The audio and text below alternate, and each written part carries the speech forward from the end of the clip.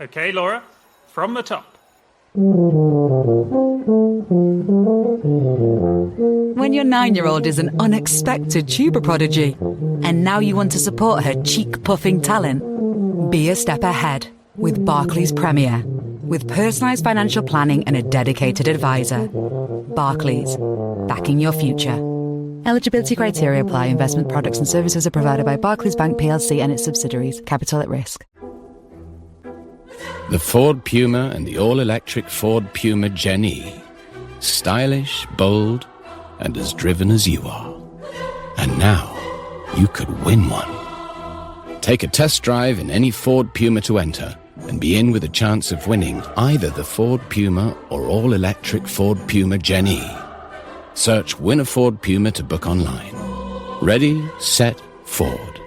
To enter, take a test drive between the 1st of July and the 31st of August. T's and C's apply. 25 plus only. For details, see ford.co.uk. The all-new Samsung Galaxy Z Fold 8 on EE. Unfold immersive entertainment with a screen made for movies.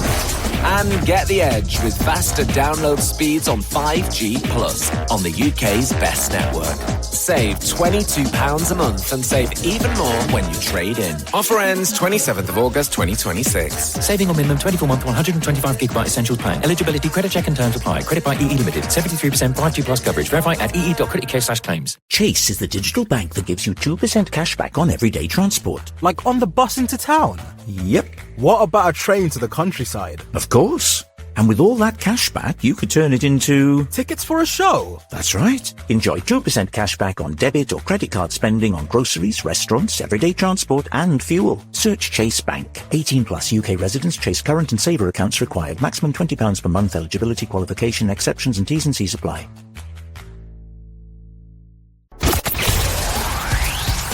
It's game day, and this is the home of Scottish football. It's Clyde One Super Scoreboard.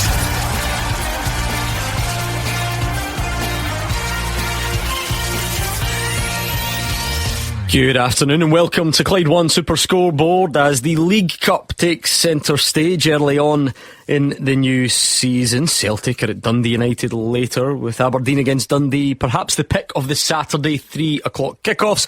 Will Rangers' woes continue against St Mirren tomorrow?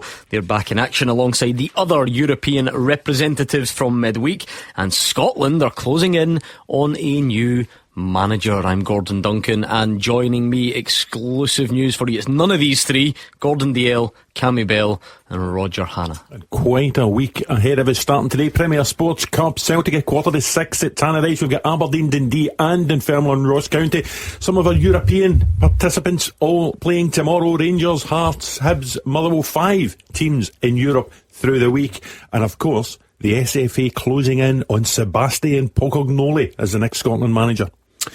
Yes, I'm looking forward to that news. But I'm interested today. I love cup football, Gordon. It started last night. What a game at Rugby Park. 11,000 plus there to watch the Ayrshire Derby. Ayr United Mo Club so near to putting Kilmarnock out. But congratulations to Neil McCann and Kilmarnock. Got the job done. Some terrific games today and tomorrow. We'll get excitement. Will we get shocks? Yeah, some massive games coming up this weekend. Starts off today. I like the looks of the Aberdeen-Dundee one from last weekend. We know what happened there at Dens Park. And then there's some huge games tomorrow when you look at what's happened to Rangers this week. A huge amount of pressure and opportunities for the likes of Partick Thistle for an upset at Hibs. Loads to get through this afternoon. We do have some fantastic cup ties at 3 o'clock. More to come later. Even more to come with some interesting storylines attached tomorrow. The usual debate about the transfer window. Some reflections on the midweek European action. What more could you want? Strap yourselves in for another exciting afternoon across Scottish football. I'll give you the nod round about 5 o'clock when it's time to get your calls in as well. Until then, you can stay in touch all day at Clyde SSB.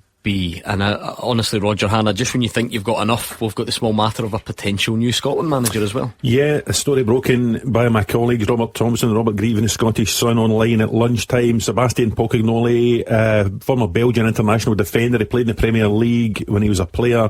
Great coaching CV, including spells at Union Saint-Gilloise and latterly at Monaco.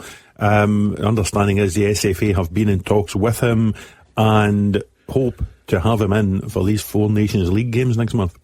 What do you make of that news? Yeah, listen, it's interesting. It's interesting, a new direction that Scotland are obviously taking. Sounds as if the talks have been ongoing for a period of time. And yeah, I think it's a freshness. It's exciting for the Tartan Army to look forward to.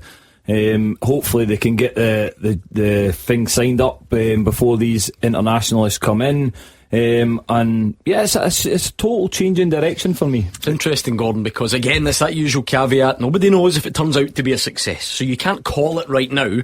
But I think what you can say is that all the sort of fears or accusations that you might have been prepared to hear don't apply. It's not lazy, it's not predictable, it's not all these types of things that people feared. Maybe it's not Scottish, and I know people will have their issues with that. But then you assess, are there any realistic Scottish candidates at the moment? I'm not bothered about Scottish, I'm more bothered about successful, to be honest with you. I agree with Cammy and yourself, Gordon. I think it's different. I think it's thinking outside the box. It's refreshing for me. Whether it works or not, we'll just need to wait and see. We've also got the big the summit coming up to see if we can change that going forward. So right now, as much as loved the World Cup, disappointed with some of the results, of course, I think we're now getting exciting times for Scotland going ahead, so hopefully it'll all work out well. I'm sure we'll do more on that as the afternoon progresses, but some food for thought for you, maybe on the phone lines later on as well. We can even bring some of the guys in on that news, but we do have big games to take care of, so let's quickly nod to the team news around the grounds. I think the standout today in the 3 o'clock games has to be Aberdeen against Dundee. Dave Galloway's there. Yes, thanks, Gordon. Well, Dundee will fancy their chances of clinching a League Cup quarter-final place here after impressing in last weekend's convincing win over a very lacklustre Aberdeen, who were given a right good runaround. And the margin of victory, let's be honest, it could easily have been much greater than just the 2 goals. That sparked some very harsh criticism from some Dons fans on social media, which boss Stephen Robinson has described as a cesspit of negativity. He was very disappointed with that Dens defeat, saying his team was outfought and outrun, but is calling for perspective as well, given that he'd brought in 13 new players and that was their first loss of the campaign.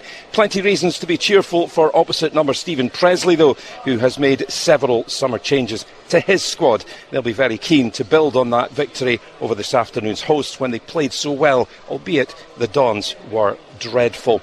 Aberdeen make just a couple of changes. In come Ronan and Intello. That's his debut Belgian forward Michy Intello. He was signed last weekend, and they replace Armstrong and Breedle in the starting lineup. So it's Muller in goals, a back four of Cadden, Mayo, Happy and Guinness Walker.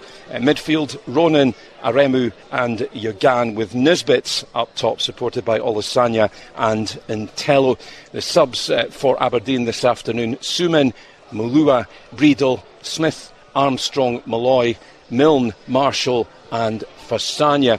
Dundee, no surprise at all, they are completely unchanged from 7 days ago. So it's Goodman in goals. Across the back, Wright, Astley, Owen Bevan and Oduteo. With Finnegan and Hamilton the sitters, then Joe Bevan, Wesley and Riley, with Murray, who else, leading the attack. The subs for the D's today: O'Hara, Halliday, Robertson, Forrest, Bezier, Leaper, Usbra, Crombie and Bland. Your match referee at Pittodrie is Nick Ross, and on VAR duties it's Grant Irvin. Go on, Dave Galloway, we always use you as our representative of the Red Army to tell us what the temperature is like. It's early in the season, but is it safe to say the question marks are hanging over Stephen Robinson for some Aberdeen fans? Yeah, one or two are asking questions, but I think Stephen Robinson did hit the nail on the head in yesterday's pre-match press conference when he described social media as a cesspit of negativity. You know, there are already one or two fans on Twitter and other mediums, you know, calling for Robinson to go, which is just absolute nonsense. You know, Robinson was very, very honest yesterday. He made it abundantly clear last weekend's performance was completely unacceptable. Aberdeen have to improve in most areas, he said yesterday, but 13 new players in, that was the first defeat of the campaign. It'll be very interesting to see, won't it, what will happen if, say, Dundee get off to a very good start today. Will the crowds, begin to grumble and begin to turn? I have actually checked, and they're only expecting about 9,000 or 10,000 fans here today. So that maybe tells a story. But certainly, if ever Aberdeen needed a win, it is this afternoon, just to kind of steady the ship. How much could Stephen Robinson do without dropping out of the League Cup at this stage, Roger Hannah? Yeah, I think the defeat at Dens last week, and it was a bad defeat. They were outclassed by Dundee. If they were to drop out of the Cup today, it just adds pressure. Aberdeen expect to be going to Hampden for semi-finals and finals. They won a Scottish Cup under Jimmy Tillian. So Stephen Robinson, who won the trophy last season as St Mirren manager, if you remember, he will know the importance of getting a win today. I mean, we were discussing it all fair. It's incredible to think last week was actually his first defeat of the season. You would think they'd started dreadfully. He'd won 5 consecutive games before losing at Dens. But for some reason, some of the Aberdeen fans, as Dave says, some of the Red Army have already taken against him. Yeah, I think it's a big game for them. I've not been impressed. Yes, they go over a line against Hearts at Pittodrie, when I didn't think they played particularly well. I thought Dundee absolutely bossed them last week, and I would fancy Dundee with the fact that the way they're playing, the start of the season they've had. I fancy Dundee to go up there and probably add to his woes this afternoon. I fancy Dundee to beat them. Yeah, again, I think Dundee will go to Pittodrie and take the game to Aberdeen, definitely, because it's a cup game. They're up there to win the game, get the job done. I was really impressed by Dundee last weekend, and the way they approached the game, the way they played the game as well. Very, very sharp and very direct, some good play. So yeah, it's going to be a difficult afternoon for Aberdeen. It's one that Stephen Robinson, for me, really needs to win, because he doesn't want this negativity to start festering so early on in the season.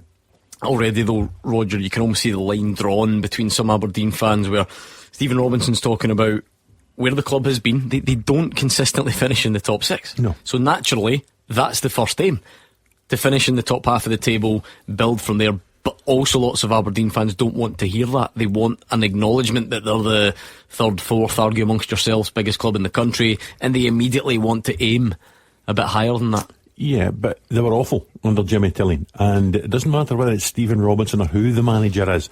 It's a big ask to go from where Aberdeen were to suddenly re-establishing themselves as the best of the rest in 3rd place. I think Stephen Robinson will get them there. He did it with St Mirren, season upon season upon season, 3 back-to-back top 6 finishes before they won the League Cup. He did it with Motherwell, took Motherwell to finals, took them to Hampden, took them into the top 6. So he's got the CV. Aberdeen fans will just need to be patient, because he's not a miracle worker. Well, we'll look forward to that one this afternoon. I think the home fans certainly would not take Cup exit too well. Dundee got there with a lot of confidence after last week. Dunfermline against Ross County is one to keep an eye on at East End Park. David Friel is there. Gordon, I think this will be a good cup tie between two teams in decent form and led by two very passionate managers who will clearly want to win this game today. Dunfermline, everybody remembers, they were the cup giant killers last season, but they'll come into this one as favourites. It's a different responsibility on Neil Lennon and his players. You remember they beat Hibs, Aberdeen and Falkirk on their way to the Scottish Cup final in May. Goes without saying they would love a long run in this competition too, and I think everybody probably expects them to be too strong for League One Ross County this afternoon. Neil Lennon has challenged his players to embrace that favourites tag, but you know Stuart Kettlewell, he will come down here and have County fired up for it. They will have nothing to fear as well. He actually came up against Neil Lennon as a manager at this stage of the same competition in 2020 when his Ross County team played Celtic and famously won 2-0 at Parkhead. I think everybody remembers that game. It was one of the results that cost Neil Lennon his job during that really strange COVID period. And it goes again without saying that Neil Lennon will be desperate to avoid another upset today. Dunfermline have been busy in the last 24 hours in the transfer market. Dylan Lobbin has arrived from Aberdeen. Freddie Turley's in from Derby County as well. Neil Lennon's building a squad he hopes will be capable of a promotion push. But this competition will also be so important to him. He loves a cup run. He always puts a lot of faith and a lot of stock in the cups, and he will want to go far in this competition. As for County, as I said, they're in good form. They've had a really strong start to the season, 6 wins and a draw from 7 games. They're top of League One. Shooter Cowell is expected to lead them back to the Championship, and they have an in-form Brian Graham leading the line. He's got 7 goals in 7 games this season. He's rolling back the years. He's now 38. He's also scored 10 times against Dunfermline in his career overall, and who would bet against him, making it 11 today? I'll just run through the teams for you. It's Aston Oxborough in goals for Dunfermline. Back 3 of John Todd, Aaron Donnelly and Luke Robinson. Midfield 4, Shea Kearney, Alphonse Amadi, Charlie Gilmore and Robbie Fraser, with Andrew Todd in behind Ollie Shaw and Chris Kane. Subs for Dunfermline is Dabaga, Abdullahi, Morrison, Rudden, Oyerworth, Bray, Lobbin, Cooper and Adams. That's for Ross County. Brad Foster in goals. Back 4, Conor Randall, Akil Wright, Lewis Reid and Lewis Strapp. Midfield 3 of Ross Docherty, Jack Turner and Jamie Lindsay, with Luke McCarville and Adam Amesley either side of Brian Graham. Subs for County are Wade, Chin, Forrester, Cornelius, Phillips, Reid, McLeod, Jameson and Williamson, and the referee at East End Park is Ryan Lee, and there's no VAR. It's all spread out a bit this cup weekend. Loads of big ties tomorrow for all the clubs that were in Thursday European action. Hamilton Accies are back in Hamilton, which is a nice novelty for the new season, and somewhat of a Lanarkshire derby against Airdrie. Fraser Wishart is there. Yeah, it's actually good to be back in Hamilton, Gordon, in the town. Actually watching the town's team play, the Accies, after their 1 year sojourn, as you were saying, to play their home games in Cumbernauld. There's always been some kind of turmoil around the club in recent years, relegated for the Championship in 2025 due to off-the-field irregularities. After finishing 7th in the table, further points deduction and registration embargo last season meant the team did brilliantly to stay in League One. But a change of owner, and clearly a lot of investment. Seen them sign some really good players, and maybe just whisper it around here, and maybe a bit of stability and a bit of hope for the future of the club for the supporters, the much beleaguered Hamilton Accies fans. When you look at Comrie, Hendry, Bannigan, McKinstry, Thomas, all with Premier League experience on the field, top of the table, 2 wins, 6 goals scored, none conceded. I went to do this local derby. I think we just continue their excellent start and really give hope to the supporters. Airdrie lost to Stenhousemuir, the Championship playoffs in May, relegated into League One. As with most clubs these days, a big turnaround in players and a new manager, John Rankin, who's come in, of course resigned as Accies manager probably just almost 12 months ago during all that turmoil. But in the pre-season games they've looked pretty decent. They've got 2 draws to start off with, so they're unbeaten. But John Rankin at one point had 13 or 14 trialists in his squad.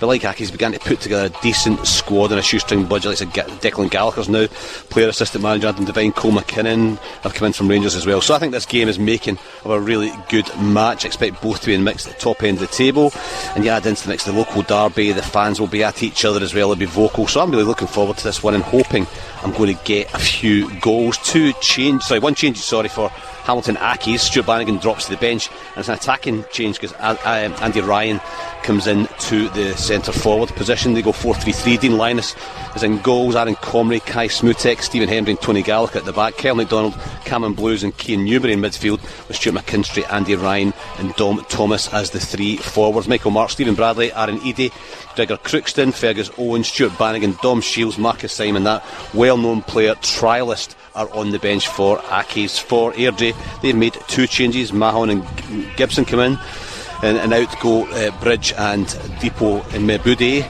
It's Lewis Gibson, who's Willie Gibson's son, who's come in and is making his debut for the first time for Airdrie. They go 4-3-3 as well. Jamie Snedden in goals, Dylan McDonald, Craig Ross, Sam Fisher and Adam Devine at the back, Robbie Mann, Ewan Simpson and Grant Gallagher in midfield, with Cian Taylor, Matty Yates and Lewis Gibson as the forwards. Rory Adams, Evan Easton, Declan Gallagher, Harry James, AJ Bridge, Liam McLeish, Kwame Boateng, Cole Williams and Callum Burnside, who they brought in just yesterday on loan from Rangers, are on the bench, and the referee today is Sean Murdoch. Loads to look forward to then in the 3 o'clock games, but even more to come tomorrow. We've got the European action to look back on. We mentioned a potential new Scotland manager, so this next section will be busy as we reflect some of the biggest talking points doing the rounds with all the panel. We'll do that next. Tombola presents games for you, including you, Helen. Despite the fact you add milk to your tea before removing the tea bag, you tea-making maverick, Helen. And yeah, even you, Steph, who calls a meeting at 8:30 a.m. on a Monday morning after the sunniest weekend of the year. With hundreds of games built just for you, there's fun for everyone on Tombola. Tombola, more games, more fun, more chances to win. Download the app and play now. Terms apply. 18+, gambleaware.org. A red light becomes a moment to breathe. A coffee run, a kick of momentum. A wrong turn turns into an adventure, while a song becomes your soundtrack. From the driver's seat of an LBX, even the most ordinary of days can feel that little bit extra. the award-winning Lexus LBX self-charging hybrid. Find the extraordinary in the everyday. The all-new Samsung Galaxy Z Fold 8 on EE. Unfold immersive entertainment with a screen made for movies. And get the edge with faster download speeds on 5G Plus on the UK's best network. Save £22 a month and save even more when you trade in. Offer ends 27th of August 2026. Saving on minimum 24-month 125GB essentials plan. Eligibility, credit check and terms apply. Credit by EE Limited. 73% 5G Plus coverage. Verify at ee.co.uk/claims. You'll never forget seeing your kids on the slopes for the very first time. I'm doing it! Look, I'm doing it! Get that feeling and so much more with Crystal Ski Holidays. With free child places and Crystal childcare available, make magical memories together this winter. Choose from over 150 resorts and get everything sorted in one easy package. Find out more at crystalski.co.uk. APTA and Atoll protected. Chase is the digital bank that gives you 2% cash back on everyday transport. Like on the bus into town? Yep. What about a train to the countryside? Of course. And with all that cash back, you could turn it into... some gig tickets. Exactly. Enjoy 2% cash back on debit or credit card spending on groceries, restaurants, everyday transport and fuel. Search Chase Bank. 18 plus UK residents. Chase current and saver accounts required. Maximum £20 per month. Eligibility, qualification, exceptions and T's and C's apply. Car insurance, travel insurance, pet insurance, home insurance. However you're covered, you might be paying more than you need to. Compare insurance at mustard.co.uk. Find policies from some of the UK's top insurance providers and choose the right cover at the right price for you in one place in minutes. Visit mustard.co.uk. Mustard introduces customers to Vast Visibility Limited and Siopa Limited, both authorised and regulated by the Financial Conduct Authority. Action as it happens. And your reaction from 5 on the open line. This is Clyde One Super Scoreboard. Gordon Dalziel, Cammy Bell and Roger Hanna in the studio. The top team round the grounds. They've already given you team news ahead of our 3 featured 3 o'clock kickoffs in the League Cup. But as always, we take this time on a Saturday to reflect on some of the big talking points from the week that's just passed, what's been dominating the headlines, and yet again, it is Rangers Football Club. Roger Hanna. Yeah, you wouldn't have believed we could have a scenario where Lord Hugh Keevins finally returns to these studios next weekend and Rangers still haven't won a game this season. It has been a lamentable start under Derek McInnes. And the manager shouldn't be shouldering all the blame for it, because there is a lot of blame to go round. The players, the ones that were there before him, the ones he's brought in, have underperformed dramatically. The signings have not set the heather alight. They have abandoned a signing, Druish from PSV, amid quite a war of words over the injury that he's carrying at the minute. They're trying to get a deal done now for James Penrice, simply because they don't have another left back in the building. Andrew Kavanagh was at the shareholders meeting saying he wants 5 extra players in. I think that would take the summer influx of players to 14, and there won't be many clubs who sign 14 players and look worse than they did at the end of last season. Yeah, Fraser Wishart, can you quite believe the level of negativity that's doing the rounds midway through August? No, but that's the modern world, isn't it? I think every club now in every league, the fans put pressure on the managers to be successful, especially at big clubs. Rangers fans expect success. I think they were hopeful. They got Derek McInnes in, he signed players, and it hasn't worked. There needs to be a bit of patience, Gordon. I mean, was it John Bennett was the chairman of Rangers a few years ago, and he said they can't just keep rins and repeating, and they've done that. I mean, over the last 15, 16 months, Clemmell, Ferguson, Martin, Roll, McInnes, all different characters, signed 27 players. It just can't keep happening. So I think Rangers fans, of course, the team is going to get criticised. They've not been good, and a lot of players haven't settled yet. They've not shown their ability. Derek McInnes is scratching his head a wee bit at that. He's needing 1 or 2 players in, as managers always do. They like 14, 15, 18, 20 players. They can get as many as they can get their hands on. But is there quality in there? And that's the question we'll see. But you can't judge, in my opinion, you can't judge a team right now. because it's a brand new team with a lot of new players, a new manager, new style, and there's got to be a bit of patience, but they need a victory quickly, and tomorrow will be a difficult game because St Mirren have settled well. St Mirren have done okay so far. Craig McLeish seems a very calm character as well, and they won't try and frustrate the Rangers crowd or the Rangers team and get the crowd on their backs as well. So it's a big game tomorrow. I totally get that, but a bit of patience please to supporters of all clubs, give the manager and the players a wee chance rather than just 2 weeks into the season. That's harder though, Cammy, isn't it, when in the eyes of the Rangers fans who are not happy at the moment, they're not seeing enough signs. Even if you win a game, it buys you all a bit more time. If you can even show real signs within a game that there is going to be a new style and a new way of going about things that might come to fruition in the future. At the moment, a lot of Rangers fans don't feel like they're seeing any of that.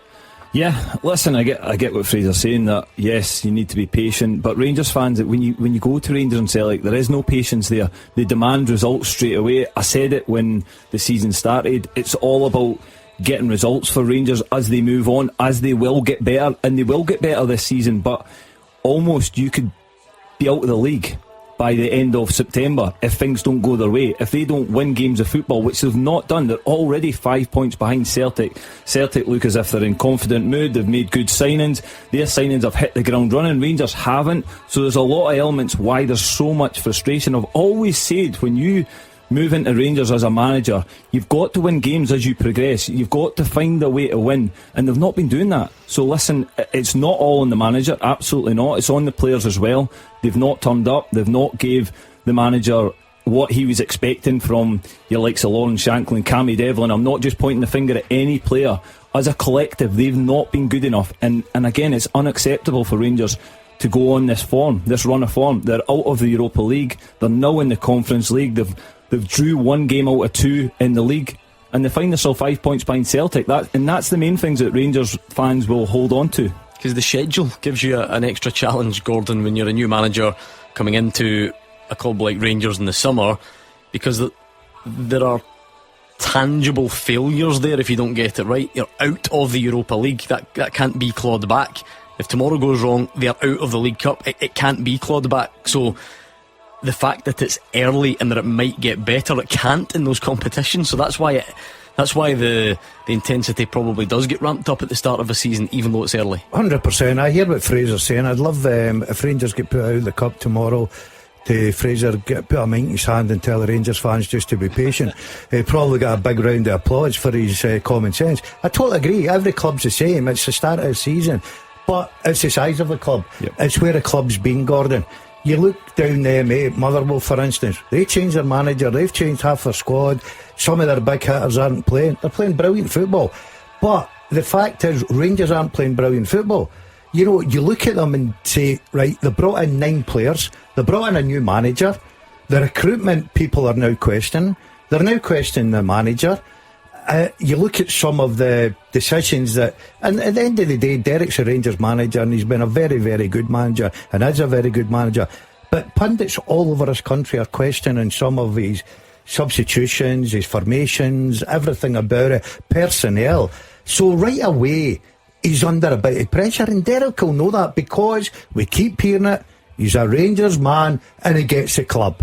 Well, if you're a Rangers man, you get the club, you know what comes with it if you're not winning games, whether it's 1 week, 2 weeks or 3 weeks. Go and tell the Rangers fans tomorrow if they lose against St Mirren, get put out of the cup, just be patient. The results of the performances, there's a chaotic feel to the whole thing. They're not attacking with any pizzazz. They've scored 4 goals, 2 of them are on own goals and 1's a penalty so far. They're leaking goals in every game. You throw in the back end of last season, remember they lost 4 games after the split at the end of last season. Rangers have won 1 game in 9. Now that's a crisis at Rangers Football Club. They don't have a fit left back. They're trying to play 3 at the back, or then Ross James McCrory. Penrice seems imminent, by the way. I wonder if that'll even be today. I think it'll need to be, because he'll need to play tomorrow. He better be fit. There's not enough centre backs, but John Souttar's not been seen. Conor Barron just getting back onto the bench. Chukwueze, they paid £4.5 million for him. Where's he? There aren't wingers. They then get a deal for a winger. He's at the game the other night, then gets home and the Rangers call the deal off. Rangers say he's out for 6 weeks. PSV say he's out for 2 weeks. So you calling off a 4-year contract because the boy can't play for the next fortnight. There's just everywhere you look, there's another layer of chaos. So the tone of your voice suggests you don't think Rangers were right to pull the plug, but can you imagine you're talking about the negativity? Can you imagine Rangers signing a guy who's not fit to play immediately? Gordon, it's like anything else. If Rangers win 4 games and they decide to pull out of the Driehuis deal, nobody really says anything. It's just another layer in this chaotic start to the season that, everywhere they seem to go at the minute, there seems to be trouble lying ahead for them. What do they do now? The Chermiti injury is dreadfully unfortunate, so they're now looking for a striker, a left back who they might have found. They'll probably need to get another winger now that Driehuis is off. The manager says they're needing a right back. They're clearly needing another centre back if they're not going to play Suter. The recruitment department are going to have to be very busy between now and the 3rd of September, and they're going to have a few more hits than they've had so far. Naturally, Fraser, you're always good at looking at things from a player's perspective. That's quite something, the way that deal has fallen apart in the last couple of days. Yeah, and it seems to be, I was reading some comments on PSV as well, saying that it's affected the player as well, because it doesn't seem to be a serious injury, but that's what happens now in medicals, and we'll maybe not know now, but maybe know the reasons behind it at some point. But certainly when the player's over here and you expect him to sign and then it gets pulled out, then that will affect the player. But just interested in Roger's comments about Chukwueze. Was really what I was talking about, rinse and repeat, because let's say the fans get their way and Derek McInnes goes, bring in somebody else. I mean, Derek doesn't seem to maybe fancy Chukwueze, so he's going to bring in his own players, bring in somebody else. They want to bring in their own players, so a new manager might not like Derek McInnes' players, Danny Rowe's players, Russell Martin's players, and Felix Clermont's players, who are all still there.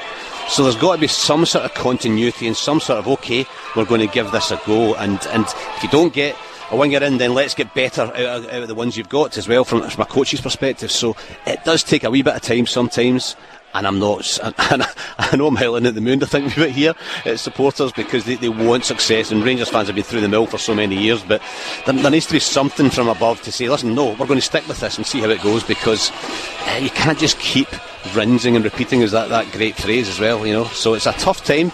And Rangers, of course, desperately need a win tomorrow. And as Gordon was saying, I'll not be at Ibrox tomorrow, because if they lose to St Mirren, then I don't know what will happen. It's going to be a real test of the recruitment now, though, David Friel, which has already been under fire, because they might not have expected to have to get into the market for a striker, and now they have to after the Chermiti injury. And if it is the right thing to pull out on that deal the other night, then they still need to go and find someone else. Two things go against them in this sense, Gordon.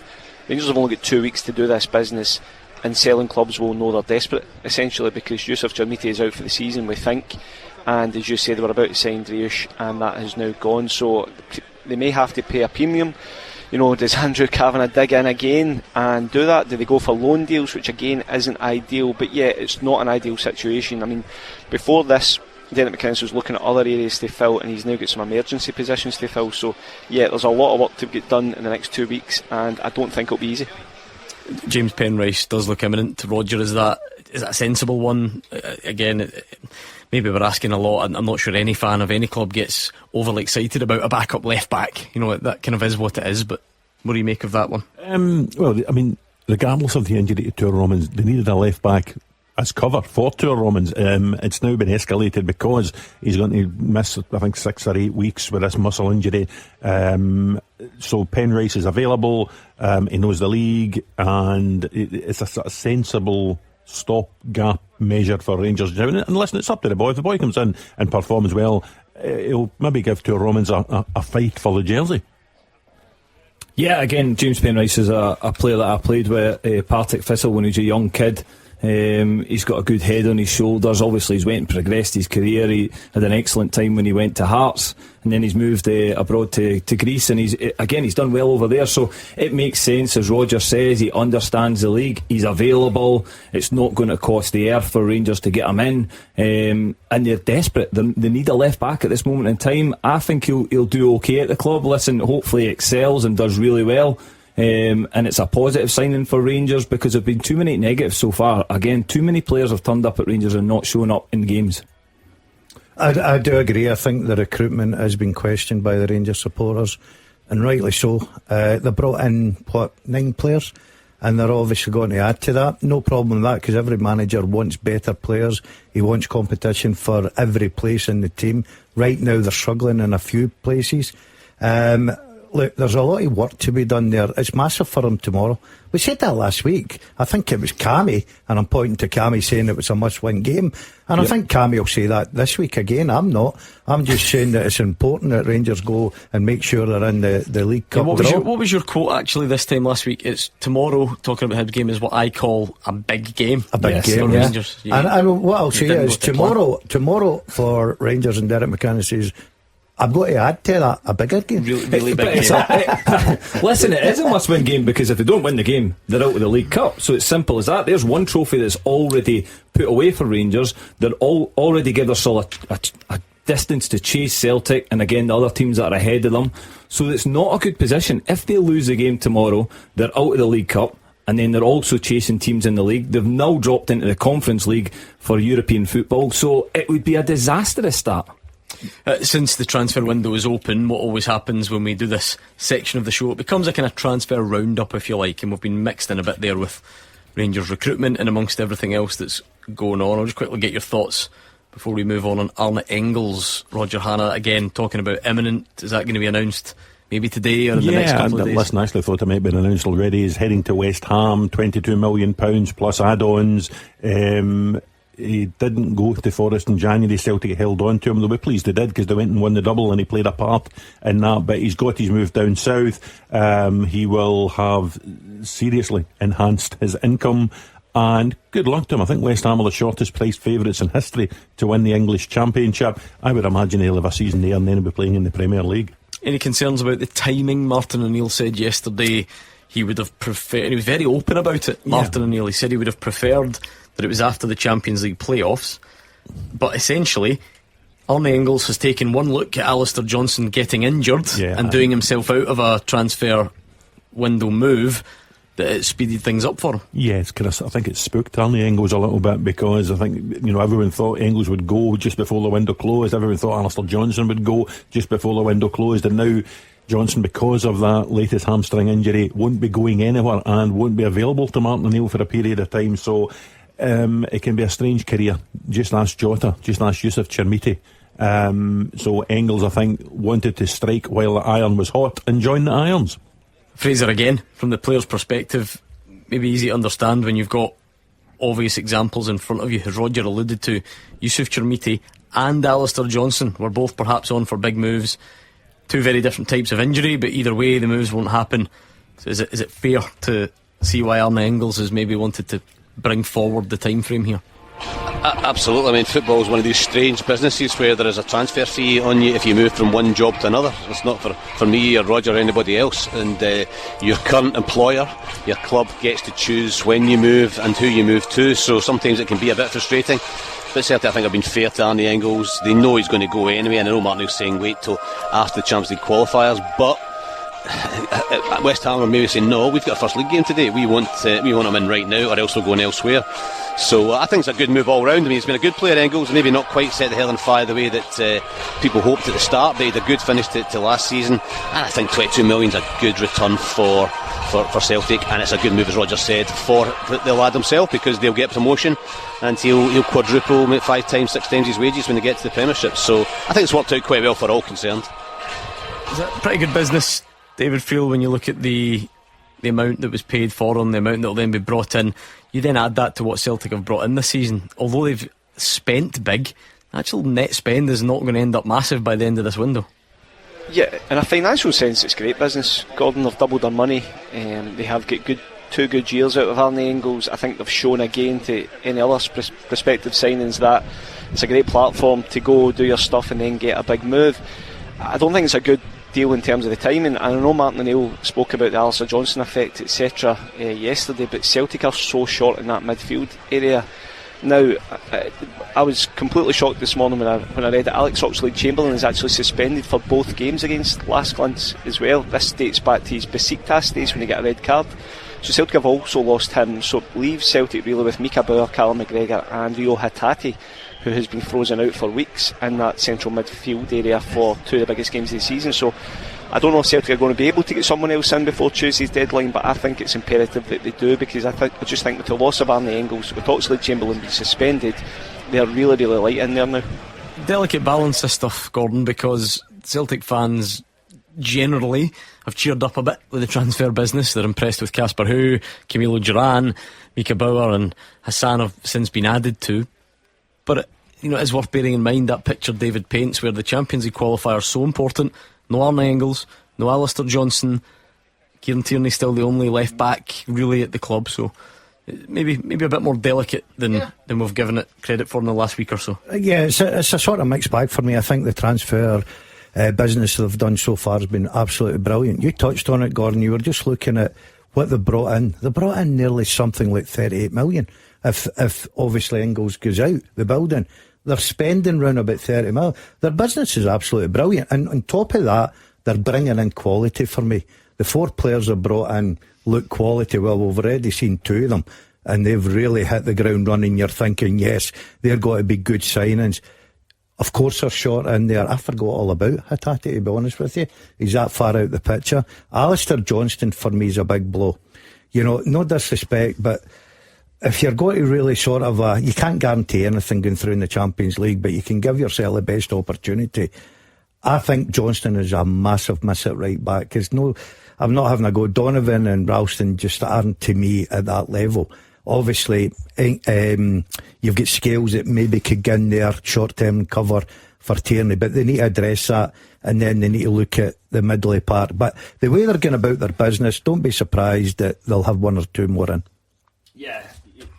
Yeah, again, it's massive. I think I totally agree with Daz that their business has been really good so far. Arne Engels, we all know the model from Celtic, that they do move players on. Yes, Martin O'Neill says it's a little bit earlier than he would expect, but again, we've spoke about the circumstances that's brought that forward. Again, your Alistair Johnston's injury that's jeopardised his move, and then again you look over at Chermiti, what's happened over there, so that'll have played a part in it. But again, the one for me, I totally agree with Daz, is Alistair Johnston is a huge miss for Celtic. They probably would have liked to keep a hold of him and have him playing in these Champions League qualifiers. I think they can replace Engels in that sort of midfield area, but Alistair Johnston, there's a massive drop off in that right back position. They need to address a few other positions, but again, you look at the guys that have came in, I think they'll do really good for them.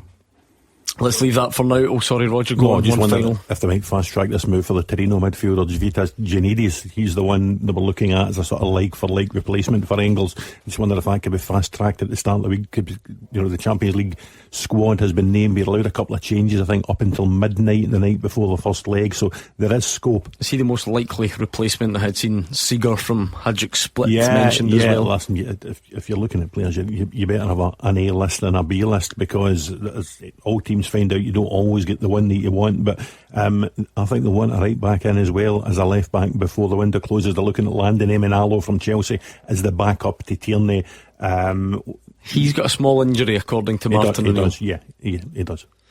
Okay, let's leave the transfer talk for now. There's loads more to get through. Of course, we're going to look back on the other Thursday night results. Motherwell, Hibs, Hearts, all involved. We've got the potential of a new Scotland manager to dive into. And let's not forget the 3 o'clock games. We'll go back round the grounds next. Scottish football's league leader. This is Clyde One Super Scoreboard. Not long until kick-off in the 3 o'clock games. We don't have loads of League Cup action at this point on a Saturday because it's all spread out across the weekend, but loads to look forward to. We've taken a look at some of the transfer business and that reaction to the latest disappointment for the Rangers fans, that defeat in Europe, the end of the Europa League journey on Thursday night. Still loads to look forward to in terms of what comes tomorrow. Definitely want to give a nod to the efforts of the likes of Motherwell and Hibs in Europe on Thursday, and Scotland reportedly closing in on a new manager as well. So a busy Saturday considering there's not loads happening on the pitch. Let's go round our 3 games though and just remind ourselves of the state of play. We'll build up to the big one at Pittodrie, Dunfermline against Ross County. David, you'll always think this competition, just because of the way it opens up and how early it comes in the season, it's a real chance for teams to go and try and get to Hampden. Yeah, and it gives them a chance to build momentum in the league as well. I just think it can boost confidence, and you've got two teams here today who will fancy it. You know, as you said, Gordon, it's early in the season. There's a quarter-final place up for grabs today. You saw how much it meant to Kilmarnock last night as well. Brilliant game against there, a great win in the end from them as well. And Neil Wynn and Stuart Kettlewell will both have their eyes in that last 8th place, and if you get a favourable draw, then who knows. As I said, Dunfermline, you know, really shocked everybody last year by just pulling off scalp after scalp, and they were brilliant in the Scottish Cup, and Neil Lennon loves the Cups. He won this tournament as a player and a manager with Celtic, and you can guarantee he will want to go far in this again, and he will feel his side should have enough to beat Ross County, but I don't think it'll be easy at all. As I said, Brian Graham's in brilliant form up front, and he'll be a real handful today. The Ross County fans must be struggling to remember the last time they had a good time with regards to their football team. It's been a dreadful period for them. A wee cup run might cheer them up. Yeah, probably will. I could probably count the amount of fans that are currently in the away stand. There's maybe about 50 of them, but as you said, they've had a really hard time. I mean, the demise of the club from being Premiership kind of stalwarts for a long time to going down the leagues and then, you know, back-to-back relegations, it's been incredible to watch. And you look at the team, I think Stuart Kettlewell this season is maybe going down slightly a different route. You still get the experience there, but there's some young players as well. Adam Emsley, who'll play in the left wing today, is a really good young player. I think he started off at Aberdeen, and you've got obviously the experience of Brian Graham, Conor Randall, Ross Docherty and guys like that as well. So yeah, they're expected to win League One. I know it's a very competitive division, but I do think they'll be there or thereabouts. But I think just giving them a cup run, and remember, we did win this tournament not so long ago, I think that would be huge for them as well. It's a story that maybe got lost in some of the madness in the way the top flight ended last season and so on, Fraser, but it does feel like quite a big moment for the Accies to be back at Hamilton after all the troubles they've gone through recently. Yeah, absolutely. I think it was one of the priorities of the new owners when they came back in was to bring the club back here, whatever dispute there was between the previous regime and the owners of the ground. Goodness knows what was going on behind the scenes, but it resulted in them going to Broadwood out in Cumbernauld. Broadwood out in Cumbernauld. But what you've got now is that there's clearly investment in this team. Gordon, you as a Motherwell fan, you know Dom Thomas. We all know Dom Thomas has been an excellent player at top level. Championship. Stuart McKinstry as well was going to be the next big thing, moving Motherwell to Leeds. Kind of got lost, but he seems to have found his mojo here. Andy Ryan scored a lot of goals for Larne. He's been here a few times as well. So guys who have got ability and an attacking sense. So clearly the owners have backed Darren McKinnon to invest in his squad. And David talking there about Ross County, it is a very competitive league because Accies are full time as well, as are Queen of the South, as are Airdrie, Cover Hybrid, East Kilbride are spending lots of money as well as a big part time club. Montrose have been very good at this level as well, so a really, really competitive league, and I'm looking forward to seeing the quality that these two can show and see the standard as well, and I think I'll see a few goals as well in this one. Dave Galloway's at Aberdeen against Dundee. We touched on it earlier, Dave, but just the closer this gets to kick off, just give us a sense of the need for Stephen Robinson to win this game to try and keep any of the doubters at bay. Oh yeah, a great need, Gordon. Can I just say firstly, as I look around the stadium, there are so many empty seats, wide open spaces round most of the stadium, even the traditional red shed where the kind of noisy fans, the ultras are. It looks, more empty than full. There's so many empty seats in that end of the stadium as well already, even this early in the season. This is a test of character for Aberdeen's new look squad. After the disappointment of last weekend, the home support will rightly demand much, much better. But as we've already discussed on the show, patience is in very short supply in Scottish football. If things aren't going well for Aberdeen, the crowd could get very restless. Dundee, on the other hand, they'll want to carry on from where they left off 7 days ago, and they'd love to silence the Dons fans and then turn them against their own side. Must say, Joe Bevan, looking at last weekend's game, he was excellent and really must have given Nesta Guinness Walker absolute nightmares. The left back had a really tough time. Can the Dons keep him quiet? If not, he may run riot again. Who's going to win? That's the big question. Well, the answer could lie with whoever starts better today. I do like that, Roger, when you get a new season and you look for not necessarily a new signing, but someone who can really emerge and make their mark in the league. And Dave's right, Joe Bevan might be one of them. He was outstanding last week, wasn't he? Yeah, he's done really well. Stephen Presley getting some of these guys together. Owen Bevan at the back as well. Joe Wesley came last season, scored the opening goal against Aberdeen last week. They look good, and as we said in the show last week, the greatest accolade you can give to Stephen Presley is you look at Dundee, you'd never know they lost their goalie, their two centre halves, and the three lads that play behind Simon Murray all went in the summer, because the guys who have come in, Joe Bevan especially, have just filled in those holes, and they're looking really impressive. Forget though, the transfer window, the League Cup, Europe, the big news everyone's been waiting on, Dave, is you're back with us on a Saturday, Aberdeen at home. What was your pie of the day? The pie of the day, that's the big question. You're saving the best to last. I have pleasure in confirming, Gordon, lasagna pie, absolutely delicious. A lasagna pie. Wow. A lasagna pie. Dave Galloway's got an interesting diet. Colourful, I'm going to say. Yeah. Like the sound of that? No, I would have a go. Would you? I would have a go, yeah, because we've seen some kebab pies and everything in the studio. I'll tell you what, it's not to say that I'm not excited about when Hugh Keevans can rejoin us in here on a Saturday, but Roger Hanna producing those Jaffa Cake digestives this afternoon.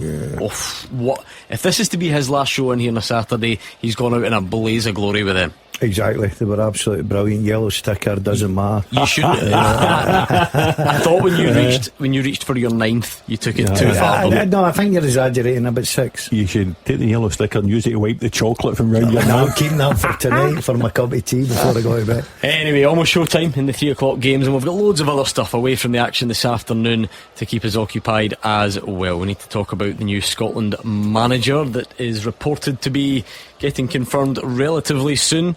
We've still got loads more to look back on from the week that's been, and then tomorrow, what a fixture card. Really looking forward to it all, so let's get these games kicked off next. The winning team all season long. This is Clyde One Super Scoreboard.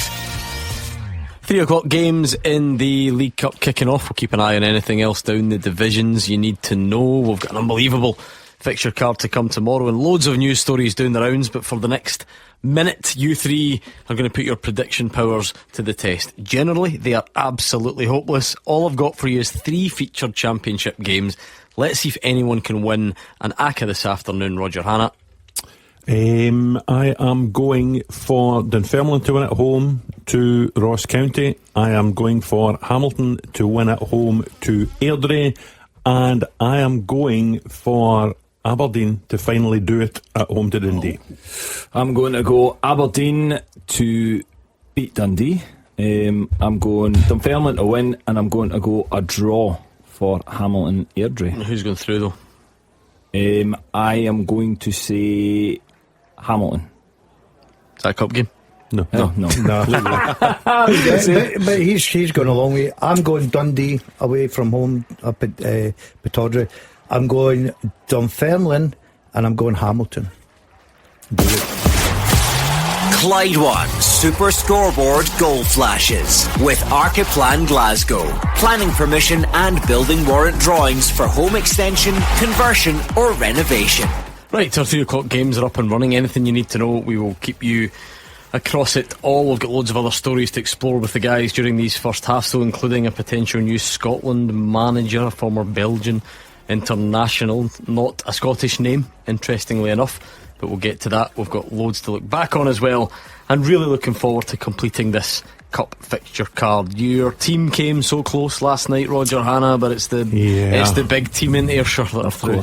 No, it's Kilmarnock that are through. Listen, they played really well. Gary Naismith has got a tune out them. They will score goals. Young Ross Taylor and Owen Sturton both took their goals well last night, and they just sort of ran out of gas a wee bit at the end. I didn't think they looked quite as composed after Leon King went off with 15 minutes to go, but it looks as if it will be a decent season for Ayr United in the Championship. They will look to build on this good start and get a playoff place at the end of the season. And yes, good luck to Kilmarnock in the draw tomorrow. Who would have known we had such an Ayrshire derby interest in the studio? Ayr fan, former Ayr manager, Kilmarnock legend in the middle. You be happy last night? Oh, I was delighted for the club, especially the start of the season. You know, that defeat away to St Johnstone, and then the hammering defeat against Celtic at home. It was such a big game. Huge crowd there last night as well. Brilliant support from both sides. It was a really good game as well, very entertaining. Ayr United were decent. I thought they played really, really well for long spells. As Roger said, it changed when Leon King came off a little bit. They ran out of steam a little bit, but yeah, full credit to Kilmarnock. They needed that win. They needed a little bit of a feel-good factor around the club to get them going this season. And again, you look at the goal they win it. It's a goalkeeping error, but I really feel for Harry Stone because he had an excellent game apart from that. He's underselling you a wee bit, is he not? This is a League Cup winning Kilmarnock legend. I said legend. No, you didn't. Greatest Greatest performance of his career in the cup final. Right. I literally used the word legend. I was at the game of my life. I remember the final. Was it well. 13? 12. Okay. I forget how much I hate the way you try and say the name of years. 213. Yeah. What is that? That's a bus somewhere. No. 213 or 213. I knew it was round about that. Like, I'm not trying to be like overly critical of you, but it's a simple concept. Even leaving the door, it's like writing shorthand. But even leaving the door open for people to put their own spin on things, there is no way that year is referred to as 213. Yeah, it is. It's just not called that. Shorthand. It quickens the conversation. Let's be honest about it. I loved the game last night. I really did. I was very fortunate. 6, I think. I managed in. Don't embarrass me. Don't, please. And I've got to say, I think Ayr just ran out of steam, and then Kilmarnock did. You had an extra derby every time you utter that sentence. No, it used to be 3, then it was 4, now it's up to 6. Do you know something? This is true. Somebody was asking. Somebody was asking me the question, so I looked it up, and there was games I forgot about. For instance, the year where Paul Sheeran now at Rangers gets sent off. And a 0-0 draw, went to penalties, and we won the penalty shootout. I forgot about that one. And obviously the Cup and the League Cup and Scottish Cup, and just goes on and on and on. I know you're not allowed to ask Neil McCann this, but I'll ask you, legend. Should Killie leave room for concern about the way they're shipping goals, or do you separate it and treat it as the Cup the way the manager did last night? No, I think there is concern. Listen, I understand Neil's comments, and you've got to say them. It was all about getting the victory. It's such a big derby for Kilmarnock. So many fans come out, you want to win that game, so you reflect on all the positives. But listen, I think Neil will be looking at the goals and he'll be concerned because they've conceded far too many goals. It was a theme last season as well, so it's not changed since he came in. They did concede a lot of goals under Neil since he's came in, so they need to rectify that, because if they continue to concede 2 or more goals a game, they won't win many games. Very negative from you. No, it's just realistic. Irrelevant, you might say. Right, long ball to the back post for Dundee. Joe Bevan, who's been the star of the early weeks of the season, misjudges it in a good position. Aberdeen started with the 2 up front by the looks of it. Olasanya and Nisbet trying to get a tune out of that attack, but Dundee have started pretty well. Massive chance for friend of the show, Brian Graham, at East End Park, now playing for Ross County. Doesn't connect well though, and the keeper saves, but a bright start for the Staggies. Roger Hannah, if you are primed and ready, let's do this. The first half teaser with Archiplan Glasgow. Planning permission and building warrants drawings for home extension, conversion or renovation.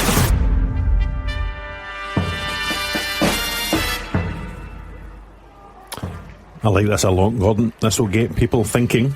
Can you name the last 5 managers to reach the final of the Scottish League Cup with 2 different clubs? I'll give you that again. Can you name the last 5 managers to reach the final of the Scottish League Cup with 2 different clubs? It's a great question. That's one of the tougher first half teasers we've had in a while. We're sick of people getting it easy, so let's see what you're made of this afternoon. At Clyde SSB, you need to put all of the answers on one tweet and send it in before everybody else. That's how you win the first half teaser. But by all means, just take part, throw some names out there, see what sticks. If you'd like to see the question written down, you can see it over on Twitter at Clyde SSB as well. I will keep repeating it throughout the first half and maybe nudge you in the right direction with some clues if you need it. Roger Hannah, you'll be struggling. Hey, Gordon Dalziel, sorry. I've already thrown him one. Hey, you need all 5 though. Yeah, but well, I'm four to get. Now, not to shatter the illusion and reveal that you, in fact, don't come up with the teasers, Roger Hannah, in the same way that Hugh Keevans doesn't. But I am a bit concerned. I would be on the lookout for inaccuracies. in the teaser, because as reliable as producer Jay is, and he shot to fame on the show this week. Unbelievable, that. In fact, you know what? See, for anyone who doesn't listen to the midweek show and maybe joins in on a Saturday, maybe we'll get him in here to do his party piece later on. But we revealed to the nation during the week that he can recall every single Old Firm result and That goal blew my scorer mind. from 1995. So on one hand, I've been impressed with his knowledge, but on the other, it's come to my attention that he slept overnight in the Clyde 1 offices last night. Because there was a leaving party upstairs. We've been here since the 80s, so there was an 80s themed party. We're leaving for a fancy new city centre office in a couple of weeks, and Jay slept overnight in this office. So I'm a wee bit worried that the standard and accuracy of the teaser might have dipped as a consequence. I'm worried he actually says it was very comfortable. As someone who lies in there on a Tuesday and a Thursday for a nap before I come on the show, let me tell you, it's far from comfortable. Was it on that wee black leather couch in the Is there any washing facilities? Has he washed? No, he's There actually are showers downstairs, but I reckon they're out of order now that we're moving. Yeah, there's a swimming pool. Is it any truth that the 80s theme night that Daz won the fancy dress contest but didn't actually know it was an 80s theme night? Where were you? Your absence was noted. I forgot about it. Oh, great, thanks for that. And then I got a call from Partick Thistle's Mark Wilson to see if I was there, because he was got to come along and say hello. And then because he was on his way, I think, to Rugby Park, but unfortunately I forgot about it. Right, okay, well anyway, hopefully the teaser is accurate despite Jay having a one-man sleepover in the Clyde office. Alloa have scored against Montrose. Kyle Glasgow, Rangers fans might want to pay particular attention. He's on loan, very young man, but has been catching the eye early on at Alloa. He was back and he was on the bench on Thursday night, wasn't he, against Jagiellonian among the young homegrown players. He has really caught the eye so far. Rangers have got him in a new contract, and as with a few of the players last season in this, they've entrusted him to Andy Graham out there at Alloa, and he started very brightly. Yeah, it's good. It's good to see young players. We speak about it so much, getting first team experience. Roger touches on it that a lot of players went last season and got experience, and Alloa are a very competitive team in that League One. So yeah, he's a highly thought of player going forward, especially with the summit coming up. Exactly. You know, it certainly is. I agree with the lads. I'd rather see them out there playing competitive football and, you know, the under 21, the lowland leagues and stuff like that. I like them in the divisions and high up as they possibly can. That's a great start for them. I watched Ben Summers last night, for instance, at Ayr. I was very impressed with him. Dylan Watford as well. Yeah, he's terrific. So these guys will benefit from getting out and playing competitive. And games like that last night, you know, that's what these guys go out for, because big occasions, over 11,000 at the game, so it allows them to experience these big exposures, and we need more of that in Scotland.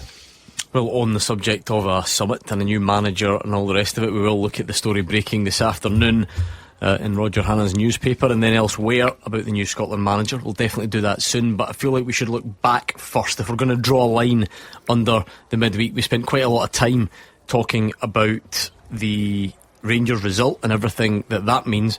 Let's go for a more positive. Indulge me for 5 minutes, Roger Hannah, on the Steelmen. Well, the first thing to say is it's going to be a fabulous week, midweek of European football. 5 Premiership teams all playing. Celtic have got Lask Linz in the Champions League playoff, and the other 4 teams are in this Conference League playoff. For Motherwell to get through and get a glamour tie, and it is a glamour tie against Freiburg. They took on John McGinn's Aston Villa in the Europa League final in May. This is the level of opponent Motherwell have qualified to take on. Ibrahim Said, who wasn't allowed into Finland for the first leg against HJK, took out his frustrations on them on Thursday night. And as I think Daz touched on it earlier in the show, considering the change in the dugout with Alfred Johansson coming in for Jens Bertalasco, considering all the changes on the team sheet, and considering the 2 most experienced players, like Paul McGinn, the club captain, and Stephen O'Donnell, the vice captain, still haven't kicked a ball this season because of injury. You take all that into account, it's been a fantastic start for the Steelmen. In all seriousness, could you hear the roar from the flat? Unbelievable. I knew when Motherwell had scored, my windows nearly come in. Okay, I had to wait maybe a minute and a half to see the goal, but I've got to say I do agree. I was a bit concerned. Obviously the manager, it was a massive loss with the style of football. They bring in this guy, they go and recruit him, nobody's heard him, 35 years of age or whatever. And he just keeps it going. And the fans, what was the crowd the other night? But over 8,000. And then they were all Motherwell fans. Exactly. Really, so. Gordon, it's brilliant times at Fir Park. And the great thing, it's not just the fact that they're winning. And top of that, everybody's going, we're playing brilliant football. And all credit to the club. The club's brilliantly run as well. Yeah, it's amazing. And again, it could have went all wrong. Could have went pear-shaped when the manager leaves. So many players leaves. But it's almost been seamless. The way that players have came in, the managers came in, the style of football's continued. They've had brilliant results so far this season. So yeah, listen, it's a joy to see Motherwell progressing. They've now got a glamour tie. They have. That's what they deserve. They deserve this opportunity to play Freiburg. Roger mentioned playing Aston Villa in the final last year. So they fully deserve this opportunity. And we spoke about this a bit in the show last night, of just everything that goes along with it. You know, I've seen, if you take me as a similar age to the Motherwell manager, slightly older unfortunately, but over that period Motherwell have always been in the top flight. I've seen second place finishes, third place finishes, fourth place, seen European football quite a few times, but the way they're doing it at the moment has really captured the imagination. That's the bit that brings you the big crowds. Yeah. You know, the big crowds didn't necessarily come when they finished second and third, but to do it the way they're doing it just now, there's something good going on. Yeah, and the players in Jens Bertalasco captured the imagination of the fan base last season. I don't think anyone, even you and the Dazzler, would have been surprised if they'd slightly been off it at the start of this season, just because of the change in the dugout, because of the change of personnel, a lot of newcomers in, particularly in central defence, etc. But they haven't missed a beat, Gordon. Even in league form, you know, they go and they win at Easter Road in the first weekend. They then get a point against their nemesis Falkirk, and it hasn't affected their European form. Home and away wins against HB. They draw in Finland. They win comfortably at Fir Park on Thursday night, and it's just a great success story that they've managed to keep on the feel good factor that they had last season under Askew. Yeah, you look at the quality of players, and I know everybody talks about teams that have lost, for instance Dundee, top players. So as a manager, you've got to get your recruitment right, Roger. Yeah. They lost, for me, the best football playing manager in the league by a mile, right? By a mile. They lost a lot of their best players. Look at the Midley Park, and Midley Park was sensational last year. They lost all them. They've lost the two experienced guys that held everything together and had great seasons, McGinn and Stephen O'Donnell. Stephen Welsh even was there, wasn't he? Stephen Welsh as well. So there was a lot of players but they brought in, they recruited, they just kept it going. The style of football's absolutely brilliant. Everybody's happy with the way the new manager and his ideas. He's tweaked one or two wee things. It shows you it can be done. I was just about to say that. It shows you it can be done. This is proof of, again, and this is be the frustration from, and I don't want to harp back to Rangers on this, but this is the frustration from Rangers. Motherwell have had as much upheaval as Rangers have over the summer. Rangers have got more money to spend, yes. And listen, look, Motherwell have managed to navigate their way through league games and still get points. They're sitting third in the league at this moment in time. They're in a good position. They win European ties, and Rangers have got it all wrong. It's because the guys, I think, when you look at Motherwell as a club, behind the scenes, they're prepared for these things to happen. The recruitment's excellent. Again, they're probably prepared for a long time that Jens Bertalasco was going to leave, so they're looking at identifying new managers. They're prepared that Eliza just moves on. They're prepared for other players are going to leave the club and move to better things. They're ready. They're ready for these things. They're not reactive. They're not reactive. Just quickly there, you touched on it on Thursday night when you seen the team coming out, right? We were concerned about the bench because they were right down to the bare wire, right? It doesn't seem to affect them. Yeah. You know, there's Ollie White came on, was in Stenhousemuir on loan last year. Youngster was excellent. Mikey Booth came on. That's and I think Ollie White ended up playing most of the second half. The big thing is Ibrahim's side the most. If we're talking pure entertainment, there can't be many more in the Premiership. Just about to say, have you seen his hat? No. He has the best hat in Scottish football. He arrived for the HJK game wearing his new hat, and they'll all be wearing them in Motherwell soon, Gordon, including the Dazzler. He cuts a fine dash off the field, and he certainly cuts a fine dash on the field. He was maybe the one that didn't get his name in lights a lot last season when it was all about the goals of Maswanisi and the style of Elijah Just, but I was impressed with him last season when he came in from Danish football. In terms of how good he is at dribbling the ball. And listen, he's one of these lads as well. He looks as if he's enjoying it. He looks as if he's having fun playing in that Motherwell team. Yeah, it's brilliant. I would love to see his hat, though. I'm intrigued to see his hat. Would we shoot the hat, Roger? You would shoot the hat. Would it sort of camouflage a beak? I'll get that. Is it that sort of hat? A crash helmet you're looking for. It would certainly take How would the hat cover your nose? You've set yourself up for that. You know what I mean? How big a peak do you Anyway, how big a nose? We'll talk about Hibs in just a second. I'm a couple of minutes late for this, but in one of our featured matches, do forgive me. With Archiplan Glasgow. Hamilton Accies 1, Airdrie 0. Kyle McDonald after 13 minutes opening the scoring in that one. It was a shot from a cutback deflected past the goalkeeper Snedden, and it is the Accies that take the lead. Remind us of your teaser, Roger, because we've asked a lot of the listeners today, so let's try and encourage. Here we go. It is a belter because it is Premier Sports Cup last 16 weekend. It's a League Cup featured question. Can you name the last 5 managers to reach the final of the Scottish League Cup with 2 different clubs? Can you name the last 5 managers to reach the final of the Scottish League Cup with 2 different clubs? Lots of people saying John Hughes. It's not Yogi. He only reached the League Cup final and the Scottish Cup final with Inverness. Yes, not with 2 separate clubs. I think that's correct. Yeah.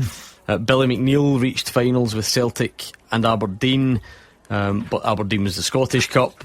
So all more recent than Caesar. Yeah, keep your guesses coming, please, at Clyde SSB. There's a talking about the Motherwell exodus in the summer. Callum Slattery scoring for Sheffield Wednesday. You forget about him in amongst all the other ones that went for good money. Yeah, it's just that his contract was up, but he was every bit as good as the rest. He was terrific, wasn't he? And now playing for Sheffield Wednesday and opening the scoring there. So we only mention English results if either Scottish. The scoreline is ridiculous or there's some sort of name that we recognise. I won't put the Rangers fans through it too much by mentioning Russell Martin Ball. Yeah. Leicester got up and running with a 1-1 draw against Notts County. Deja vu from the start of last season. They take the lead away from home and then lose a late equaliser. So a 1-1 draw with Notts County away for Leicester City. I believe Leicester City up for sale this week as well. A great wee moment the other day. I was up at Rangers training ground doing work, as often is the case, and just circumstantially had standing in the reception was empty, but then Nico Raskin walked in to pick something up, and at that exact moment, massive big TV screen in the reception, and Russell Martin popped up, and he's doing a kind of live interview down the line, so he's staring right down the barrel, if you like, on this massive TV, and he just sort of caught Nico Raskin looking up at it and thinking, I wonder how he feels about Russell Martin now. I think we all know how he feels about Russell Martin. I think if he's sold before the window closes, it won't be to Leicester City. We can say that. I've just seen the Callum Slattery goal. It's one of those when he charges down the Orient goalkeeper out quite in a wide area, and the goalie smashes it off his back and it flies into the net. They all count. They do. The Dies in Maida, as it became known. The Dies in Maida. Did anyone actually keep a track of how many of his Celtic goals were as a result of charging a defender or a goalkeeper? Yeah, I'd like to know. A good number. So I wonder if it maybe isn't as high as you think it's going to be. Maybe it only happens a few times and it sticks in your mind, but it would certainly be above average, wouldn't it? Well, certainly if you go second phase, a goalkeeper making it, passing out or misclearing it, yeah, I think there'll be a few.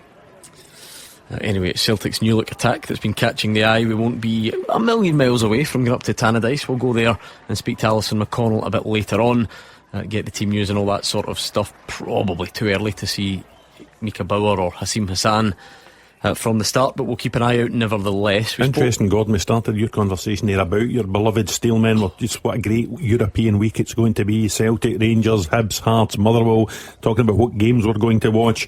And the Dazzlers get something else on in the middle of the week rather than European football. Yeah, I'm going to the festival. I'm excited. I've never been to the festival. I'm going myself. The Fringe. Was it Fringe? No, I just didn't know which festival you were referring to. Right, okay. I'm going myself as well. That could be dangerous. I don't know what I'm going to see.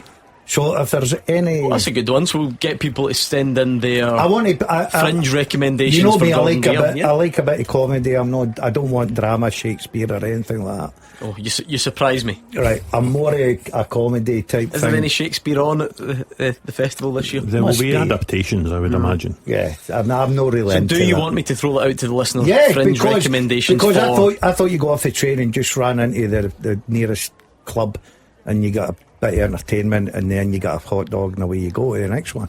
But it doesn't sound like that's what happens at the So festival. anyone out there got any recommendations for a solo pensioner on a day trip to Edinburgh? I'd love to follow him around. Are you and watch seriously it. going on your own? I'm going to go Wednesday, yeah. I just fancy a But wee you don't know where anything is. You can't find anything. You could do a tour guide. Glasgow tends to be a stretch for you. I don't wouldn't think be that's good in wise. Germany. You might struggle to find Edinburgh. Germany was horrific. Yeah. If it wasn't for the fact that Gab showed me how to drop a pin and just sit down and he'd come and get me, but listen, Edinburgh. I So remember. what are you eyeing up? Some comedy, something Comedy, like that? yes. I'm sure there's some great Scottish comics out there that, you know, a wee Wednesday afternoon, go to a couple of shows, have a bit of lunch myself, talk to myself, sit myself, travel myself, just basically Hold be on myself. a second. Hold on.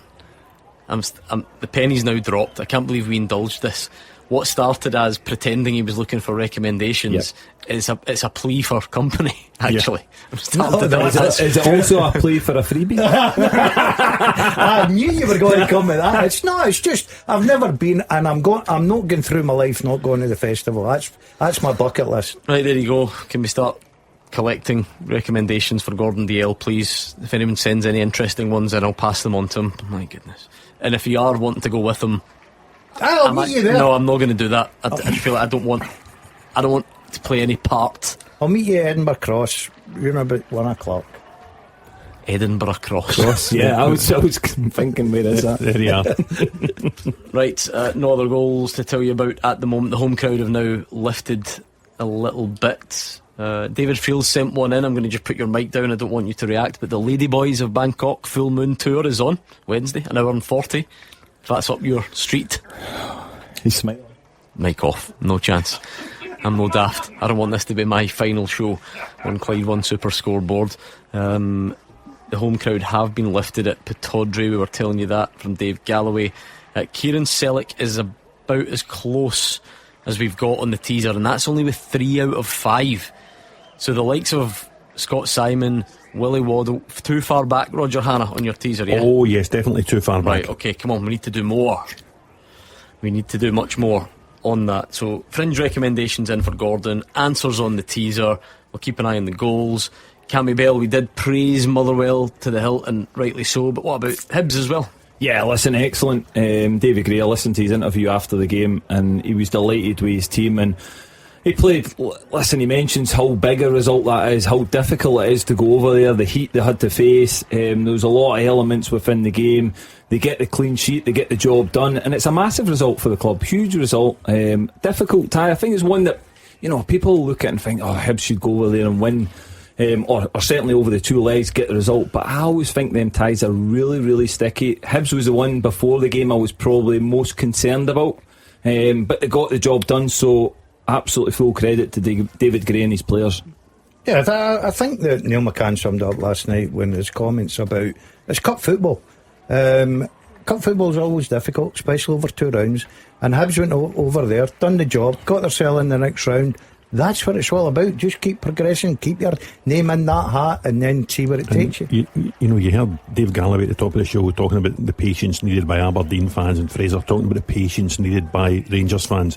What a week David Gray's had to get Hibs fans off his back, because at the start of the season, I think they lost the first leg of that first European game, didn't they, away from home, and they lost at home to Motherwell in the first day of the Premiership season as well, and it wasn't an auspicious start to the campaign, and suddenly, in the space of 4 or 5 days, they go and win at Ibrox, and they qualify themselves for the playoff round in the Conference League. Lovely trip to Ghent in Belgium, and listen, who's to say that they couldn't get group stage football? And remember, first time in history, they've never done that before. Hearts have done it, Aberdeen have done it. You've never seen Hibs in European groups. This is a great opportunity for them. Because I know it wasn't a glamorous opponent, but they got a kind of decent enough European record, going away in the heat and all that sort of stuff. It wasn't an easy tie to come through. Absolutely not. And again, it's a disciplined performance. I think the Rangers game set them up really well. They defended for long periods in the Rangers game. It was very, very similar over there. Do you know, they set up well to make it difficult. They knew the clean sheet was the thing that was going to get them over the line. So yeah, listen, it was a brilliant result. And Roger mentioned it before. That game that they lost, there was a lot of criticism in that European tie where they lost early on in the season. David Gray came out after the game and called these players out. He said it was absolutely unacceptable. You could see he was raging after the game, but he got a response from his players. So fair play to David Gray, because there was pressure building. Now he's taken it off with them 2 huge results. Listen, he certainly has. We're just hearing from Dave up at Aberdeen. It looks like a bad injury for the Dundee captain, Simon Murray, down just outside the box. Looks like a bad knee injury. There's a stretcher on, we're told, to get him off. We wish him well. It doesn't look a good injury at all. They're already without Ashley Hay for 6 weeks injured as well. I think Finn Robertson's going to come on, the midfielder, so there's going to be a bit of a readjustment there, I would think, for Dundee, but that's a bad one. Yeah, that is a bad, and Simon's one of my good friends as well. Still speak to him a lot. He's had a cruciate ligament injury before, so I really hope it's not that for him, because yeah, listen, he's a big player for Dundee, but also it's a nasty injury, so you just hope it's nothing serious. I always find that balance quite difficult to find, where you don't want to prejudge it. We're not physios. What's the point in jumping to conclusions?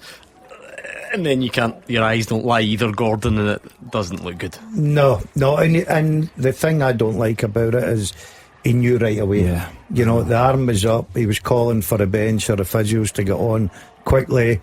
They assessed it very quickly as well, so it tells you that it's not particularly good news. We just hope that, you know, get him off, get some treatment to him, and really hope for the best. But it doesn't look particularly good for him. Yeah, just took a kind of touch, if you like, out his feet, tried to go and chase the touch, and yeah, just kind of went down, so no one near him, which is never a good sign. We wish Simon Murray well. Obviously it's mostly about him and his physical and then mental well-being. If it is a tough one, he's got his head in his hands, as the guys have alluded to. I think he knows.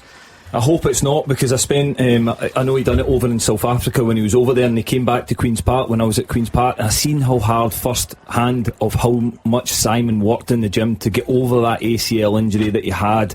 He worked ever so hard before he signed for Queen's Park to get back in, and he's a brilliant character, a brilliant player, and he's a great guy as well, so I really hope it's not that for him. Scott Connie is now the closest on the teaser. He's got 4 of the 5, but Roger Hannah, Terry Butcher is not on your list, is he? Terry Butcher is not on my list, I can confirm, Gordon. Because he left Inverness just before John Hughes got to that final, so Terry Butcher is not one of them. But you're nearly there, Scott. Come on, at Clyde SSB on the teaser. I'm interested in the teaser, but I'm more interested in what sort of fringe recommendations. Very good. You now get through. Manpreet has tweeted to say, has Gordon Dalziel been to the zoo? Just kill 2 birds with 1 stone for the ultimate day out. Do you know what? That would be very you, that you go for a day of culture in the capital, you're trying to go to the fringe, but you just end up going round the zoo. No, I'm not really a big zoo lover. No, that's a great day out. You'll look at a freebie there, expensive day out there. Just full of animals. Just not the zoo. You've seen one elephant, you've seen them all. Okay, some brilliant. The zoo, it's just full of animals. Some brilliant suggestions. It's like sitting with David Attenborough, isn't it? Some of these do write themselves. Brian is suggesting you go and see Matt Hale, who's a hypnotist. Oh, I would do that. Imagine he went on his own and then get hypnotised. You know, there are 2 things I love, that and a fortune teller. I love going to a fortune. Any fortune tellers out there, give me a wee shout. I'd love to see you hypnotised. Mate, I went to a fortune teller years and years ago and everything came true. They told you were going to get married. They did actually. Easy money. I can tell you that as well. I can predict that in your future. I'm sitting with a ring on. I was still married at the time. How good was that? Told me I was going to get married again. What else have we she got? Became my wife 6 years later. Andy King says you should go or is Andy King the tweeter or the act? Forgive me. You should go and see one called Unexplained Live. Maybe Dazzy's exes can explain what they saw in him. That's cruel. That is You're cruel. getting it from all angles. Listen, I'm quite happy. I'm definitely going through. I'm looking forward to it. I think you'll get as far as Uphall on the train. You'll change your mind and come back. Uphall, that's a great train station, isn't it? I don't know, is it? It's good. What's great about it? I don't know, it's good parking. if you're ever going through, park at Uphall and jump on the train. But the big thing honestly, is, I think something will go wrong. Do I go off at Waverley or the one before? What's the one? Haymarket. Haymarket.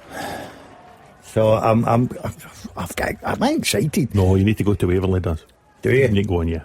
I'm going to get a closer to most rucksack, of the venues. a rucksack, a lasagna pie, and my flask of soup, and my map. Oh, amazing. Anyway, Edinburgh City have gone 2-0 up at Dumbarton, and it's Lawson with the goal. Kane Hester's put Elgin 1-0 up. 4 goals in a week for Ennis Lawson. Your brother-in-law was singing his praises to me. We did a piece in the Scottish Sun with Jack Leach, now of Edinburgh City, who plays alongside Robbie Leach, now of Edinburgh City. He was saying, I think Ennis Lawson got the late equaliser against Spartans last week. Couple of goals against Cowdenbeath midweek in the Cup, and now one more. Full family said they all rushed out to buy the Scottish Sun this morning. Well, none left in the Motherwell area. I can understand that. Honestly, the demand in the local area was quite something. Edinburgh City are 2-0 up, still no goals. Dundee trying to recover from that injury to Simon Murray. Elgin are going well. I don't think any of us really had them tagged as a potential title winner in that division, top of the league and winning again some today. Some of the pre-season predictions are looking very interesting already. I want to change mine. That's just awfully. I want to change mine. How's Annan and Clyde going? Don't you start. What is it scored? 1-0 Clyde. Is it okay? East Kilbride? I assume 0-0. Yeah, still not seen anything. Yeah. Yet there. Have we got any right on the teaser? I think we must be getting there. Remind us again of the question, because it's a great one, Roger. Here we go. In honour of the League Cup weekend, can you name the last 5 managers to reach the final of the Scottish League Cup with 2 different clubs? Can you name the last 5 bosses to reach the final of the Scottish League Cup with 2 different clubs? Really good question. I like it. At Clyde SSB, come on. I think only one person is on the podium, so there is room here to get yourself a mention before the end of the show on that one. Get the guesses coming in. Olasanya's just tried to stab the ball in from point blank range, couldn't quite convert. A flag goes up anyway, so a bit of frustration there for the Aberdeen attacker. But Aberdeen certainly more in this than they were last week, if that's any consolation. Yeah, they couldn't be any worse than they were last week when they lost that game at Dens. They're certainly showing more of an attacking threat this week to Owen Goodman's goal. And Olasanya, wow, how does that stay out? But it was offside, wasn't it? Yeah, I think he gave offside. Yep. Yeah, you were expecting a better fight of it, you've got to say, than Aberdeen put up at Dens Park, Roger. They were absolutely terrible. All credit to Dundee, but you're expecting a better fight. And does Dundee get more problems in injury situation here? Like that. Can't see who the player is down, but the physio's on. Stephen Presley won't want any more, that's for sure. Well, I don't think he's got his wish, because somebody's... I think it's Joe Bevan. Yeah, and that'd be a massive blow. I think he maybe just catches one in the head as the Aberdeen player runs past. Yeah. And I do think the rule is definitely for the better. I think it really has.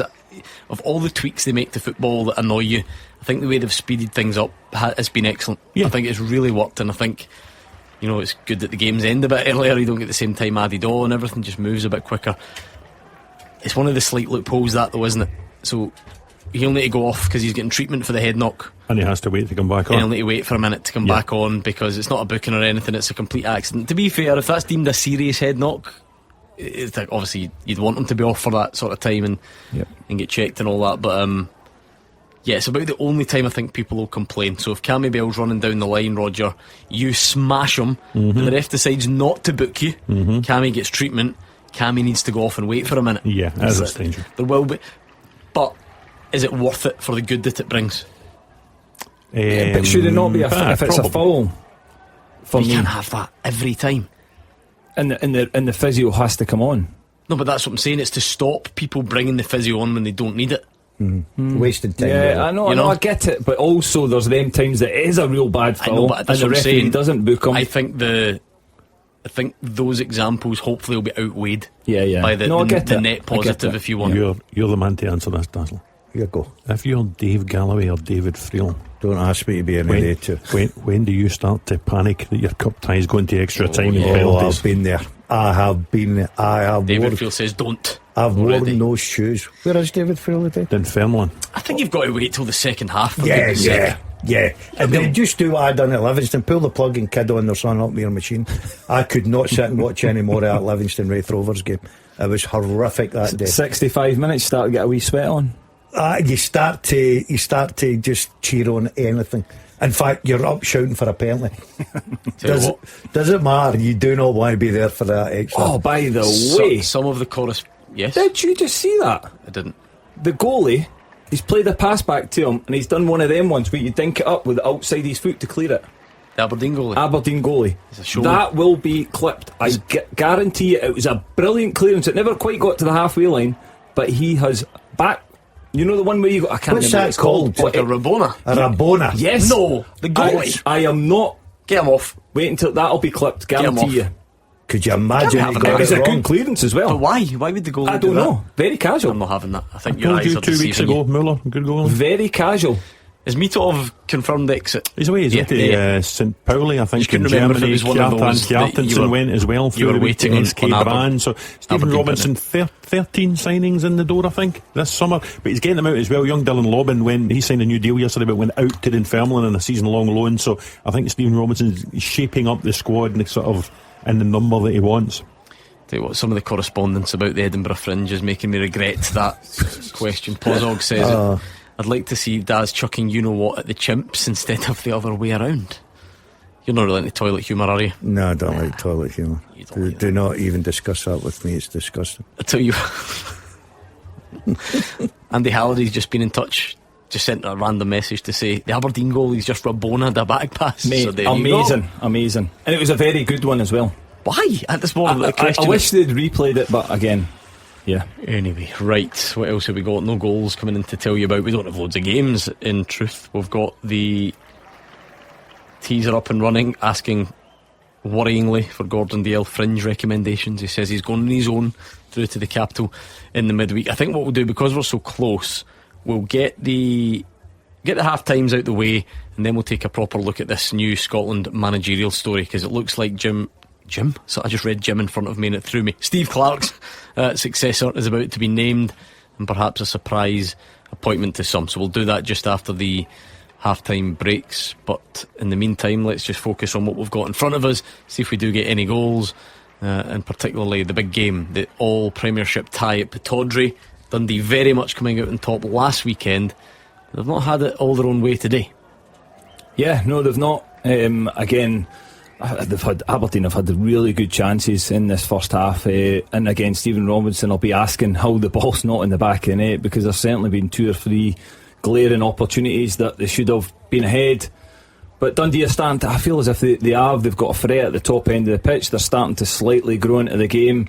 It's a big miss with Simon Murray coming off, and also, listen, that can affect. We know how big an influence he is in the changing room, and you can see how probably serious that injury is with your reaction when he comes off.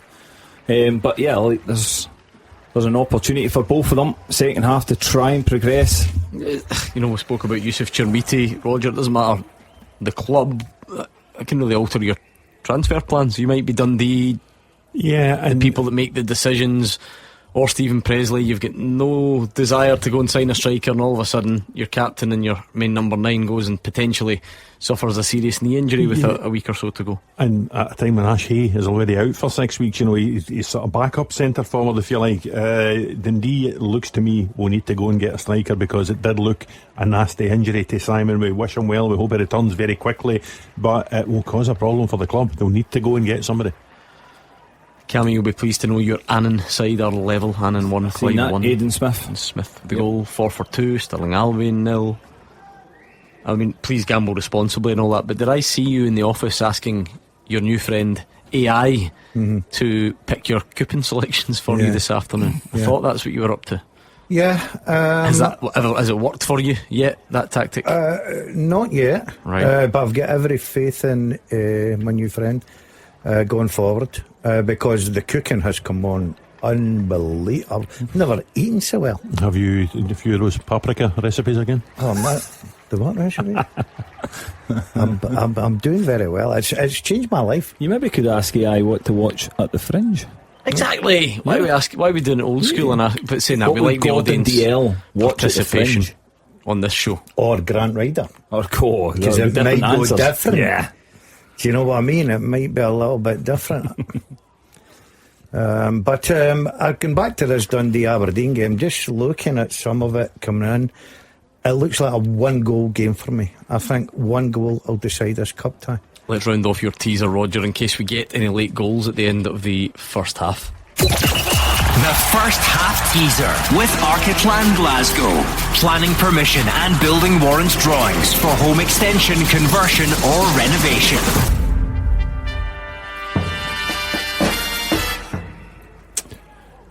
The first half teaser, Gordon. Can you name the last 5 managers to reach the final of the Scottish League Cup with 2 different clubs?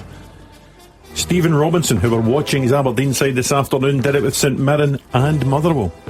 Jim Jefferies, Cammy's former manager, did it with Kilmarnock and Hearts. David Hay did it with Livingston and Celtic. Bobby Williamson did it with Hibs and Kelly. And Jockey Scott did it with Dunfermline and Aberdeen when he was co-manager with Alex Smith. It is an excellent question, and well done to all of you who took part. Extra well done if you got it right, and extra well done's to Danny H67, who was in third, Henke Scales Moravchik in second, and Kieran Selick was the winner in the end. So well done to you all. How many did you get, Gordon DL? I need honesty. I get 3. I'd never get Jockey Scott in a million years. A good question. Really good question. I'll need to get the Who Am I up and running in the second half, but for now we will leave the quizzing there. Alloa 2, Montrose 0. Look, Rankin, great chance for Dundee just on half time. Yeah, always a good time to score, as the phrase goes, but no side at Pittodrie has managed it just yet. We're still goalless in the other game between Dunfermline and Ross County as well, so not loads happening. I think it was Muller with a good block, Joe Bevan again. It was a bit of a defensive mix-up though. I don't think Stephen Robinson will be impressed.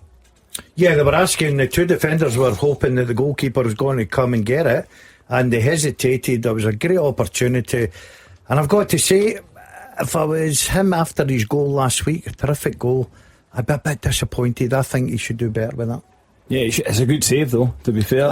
He stands up, he makes himself big from that angle. It's a good angle on your left foot, just far post. Your goalkeeper's absolutely no chance.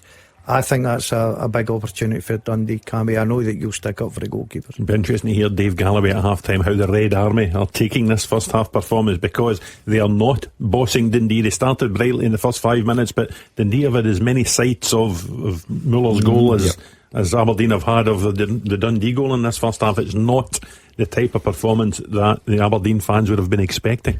I always think the League Cup can be obviously a good opportunity to move towards Hampden and try and get silverware, but on the flip side it can heap a whole lot of pressure on you if your league season hasn't started well. So Dave mentioned the low crowd. See Ibrox tomorrow for reference. If you don't start the season well, it's famously not on your season ticket. You know, it always comes out, and it's almost like all you need to do in the League Cup weekend is look at the crowd and you can tell whether that team's had a good start to the season or not. Yeah, without doubt. It'll be interesting to see, it's what they call a split gate in this cup competition, so it'll actually impact St Mirren and the money they would have got for the tie if it's not a full house. I don't think it will be anything like a full house tomorrow. It's on television as well, so it will be very interesting to see, not just tomorrow but Thursday night as well, home to Jablonec in the Conference League playoff first leg, again not on a season ticket. It'll be interesting to see what numbers turn out for those 2 home games. Dundee coming close again. They're chatting at the door. Joe Wesley with a header. Yeah, it's a good time for Aberdeen again at half time, and obviously the manager do a bit of team talk, because Dundee look the better side here. Yeah, it's been interesting. Listen, both sides have had chances. I mean, there should be a goal in this game and there's not. Roger said before, Aberdeen started brightly and Dundee have certainly came into the game. We do have a featured game in the lower leagues. Hamilton Accies against Airdrie. Fraser Wishart is there. Yeah, Hamilton Accies 1, Airdrie 0. I've actually quite enjoyed the game. It's been enjoyable, always something going on, you couldn't take your eyes off it. Plenty of endeavour from both teams and some really good football at times as well. Accies deserved the head through, Kyle McDonald goal, but could have had a couple more. Pretty slow start to the game, a couple of half chances. at either end. Cameron Blue's probably the closest for Aki's, a header from a corner kick from about 8 yards. He should have done better, should at least hit the target. But then the game began to spring to life. In the 13th minute came the only goal of the half, reserved opener for Aki's. Aaron Comrie doing really well on the right hand side on the overlap. He got to the byline, lifted his head, rolled the ball back into the path of Kelly McDonald, 8 yards out. His side foot shot deflected off Craig Ross and high into the net. Jamie Snedden, the goalkeeper, no chance. For nearly 2 minutes, 2-0 in the 18th minute. Kyan Taylor of Airdrie's shot with a pass back. Cian Newbury chased it down. He got his toe to the ball, but Jamie Snedden, the goalkeeper, was off his line very quickly. Good save by the goalkeeper to block it. The first real Airdrie effort came and Gavin Gallagher got a bit of room inside the box. He's clever curler, decent effort, but saved by Dean Linus at his right hand post. Aki's took the foot off the gas a bit. Game lost its tempo, although Airdrie began to show a wee bit more.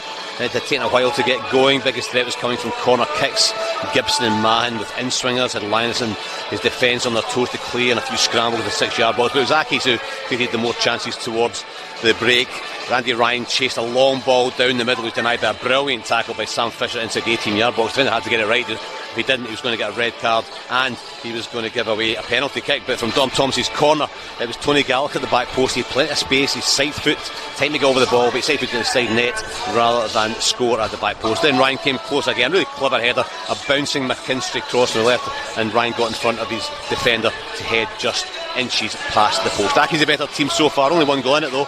And I think Airdrie just began to show a bit more towards half time to give them a hope of maybe getting something from this game in the second half. Half time here, Hamilton Accies 1, Airdrie Onions 0. Kevin Nisbet's had a shot blocked to Remu then from 20 yards, parried by Goodman, so it's not a terrible end to the half. Aberdeen maybe looking to take the lead into the interval would make some difference for Stephen Robinson. Thanks to Fraser for giving us the half time picture there at Hamilton Accies. We'll check in on the cup ties, Swindon-Dunfermline against Ross County as well. In fact, I missed David Friel a couple of minutes ago. Apologies, David. How did it go? Yeah, half time, Gordon, Dunfermline 0, Ross County 0. No goals, but an open cup tie. I think it's evenly poised right now. County have been good, really good actually. Should have been ahead, they created a host of chances, but Dunfermline have improved as the half progressed. Stuart Kettlewell, he'll definitely be a happier manager, but Neil Lennon will believe he can get a lot more from his players in the second half. I'm sure he's having some words of encouragement in the dressing room right now, shall we say. County were shooting into the band, probably about 100 away fans, and they've been excellent. As I said, they were so positive and they should have scored in the opening stages. Brian Graham came into this game 7-7, but he lost his shooting boots in the first 10 minutes. He had a volley saved and then missed an even better chance after great work down the right from Luke McCarville, and form striker looked certain to score. He was only 10 yards out but made a mess of his shot. He didn't connect properly, and Aston Oxborough managed to save. County kept coming. Jamie Lindsay called a free kick off the post as he kept looking for that opening goal. Dunfermline really struggling to get going at that stage. Neil Lennon wasn't a happy man on the touchline at all. There was too many loose passes, not enough movement, a lot of just sloppy mistakes. He was telling his players that he expected more than they did. Eventually click into action midway through the half when Andrew Todd squared for Chris Kane, but his close range finish lacked a lot of power.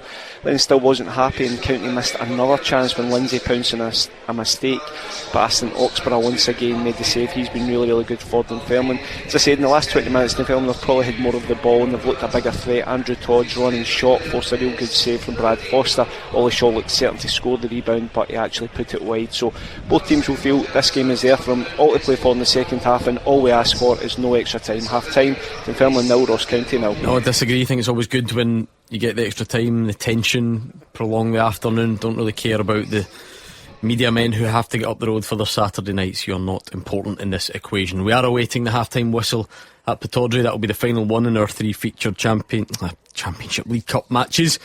That injury to Simon Murray clearly what is causing the delay, Roger Hunt. Yeah, and they're well over 50 minutes so far. Dave's second lasagna pie will be cold by the time he gets to it, and it's been quite a tepid first half display by Aberdeen again. Dundee obviously rocked by that injury to Simon Murray, but they are creating chances. They are a real threat. Joe Wesley's been pushed up top by Stephen Presley, and it's going to make for, I would think, an increasingly anxious second half for Stephen Robinson and his team. Yeah, they've been terrible. Certainly not as bad as last week, but it will still be interesting to hear the reaction from the Aberdeen fans at the break. Not as many of them in, as you would expect. Dave Galloway told us that before the game. Lots of empty seats, reflective of some dissatisfaction. It is always difficult. It's expensive business, as we said earlier. These League Cup ties quite often aren't as well attended. You're going to go up to Oakville View tomorrow, see your big pal Marv, see if the Steelmen. Cracker, that's That's killing two birds with one stone, surely. Yeah. Unfortunately, I won't be able to make it. I've got other commitments. Has there been any bants with him so far? Any what? Bants, as the kids say, Gordon. Which bants? Banter. Has he been winding you banters. up? No, he was on the other night there. He's very confident, by the way, I've got to say. So he was up for parked in the old scouting routine the other night. Yeah, with a notepad. Do you know what I thought was a bit like he left with about 10 minutes to go.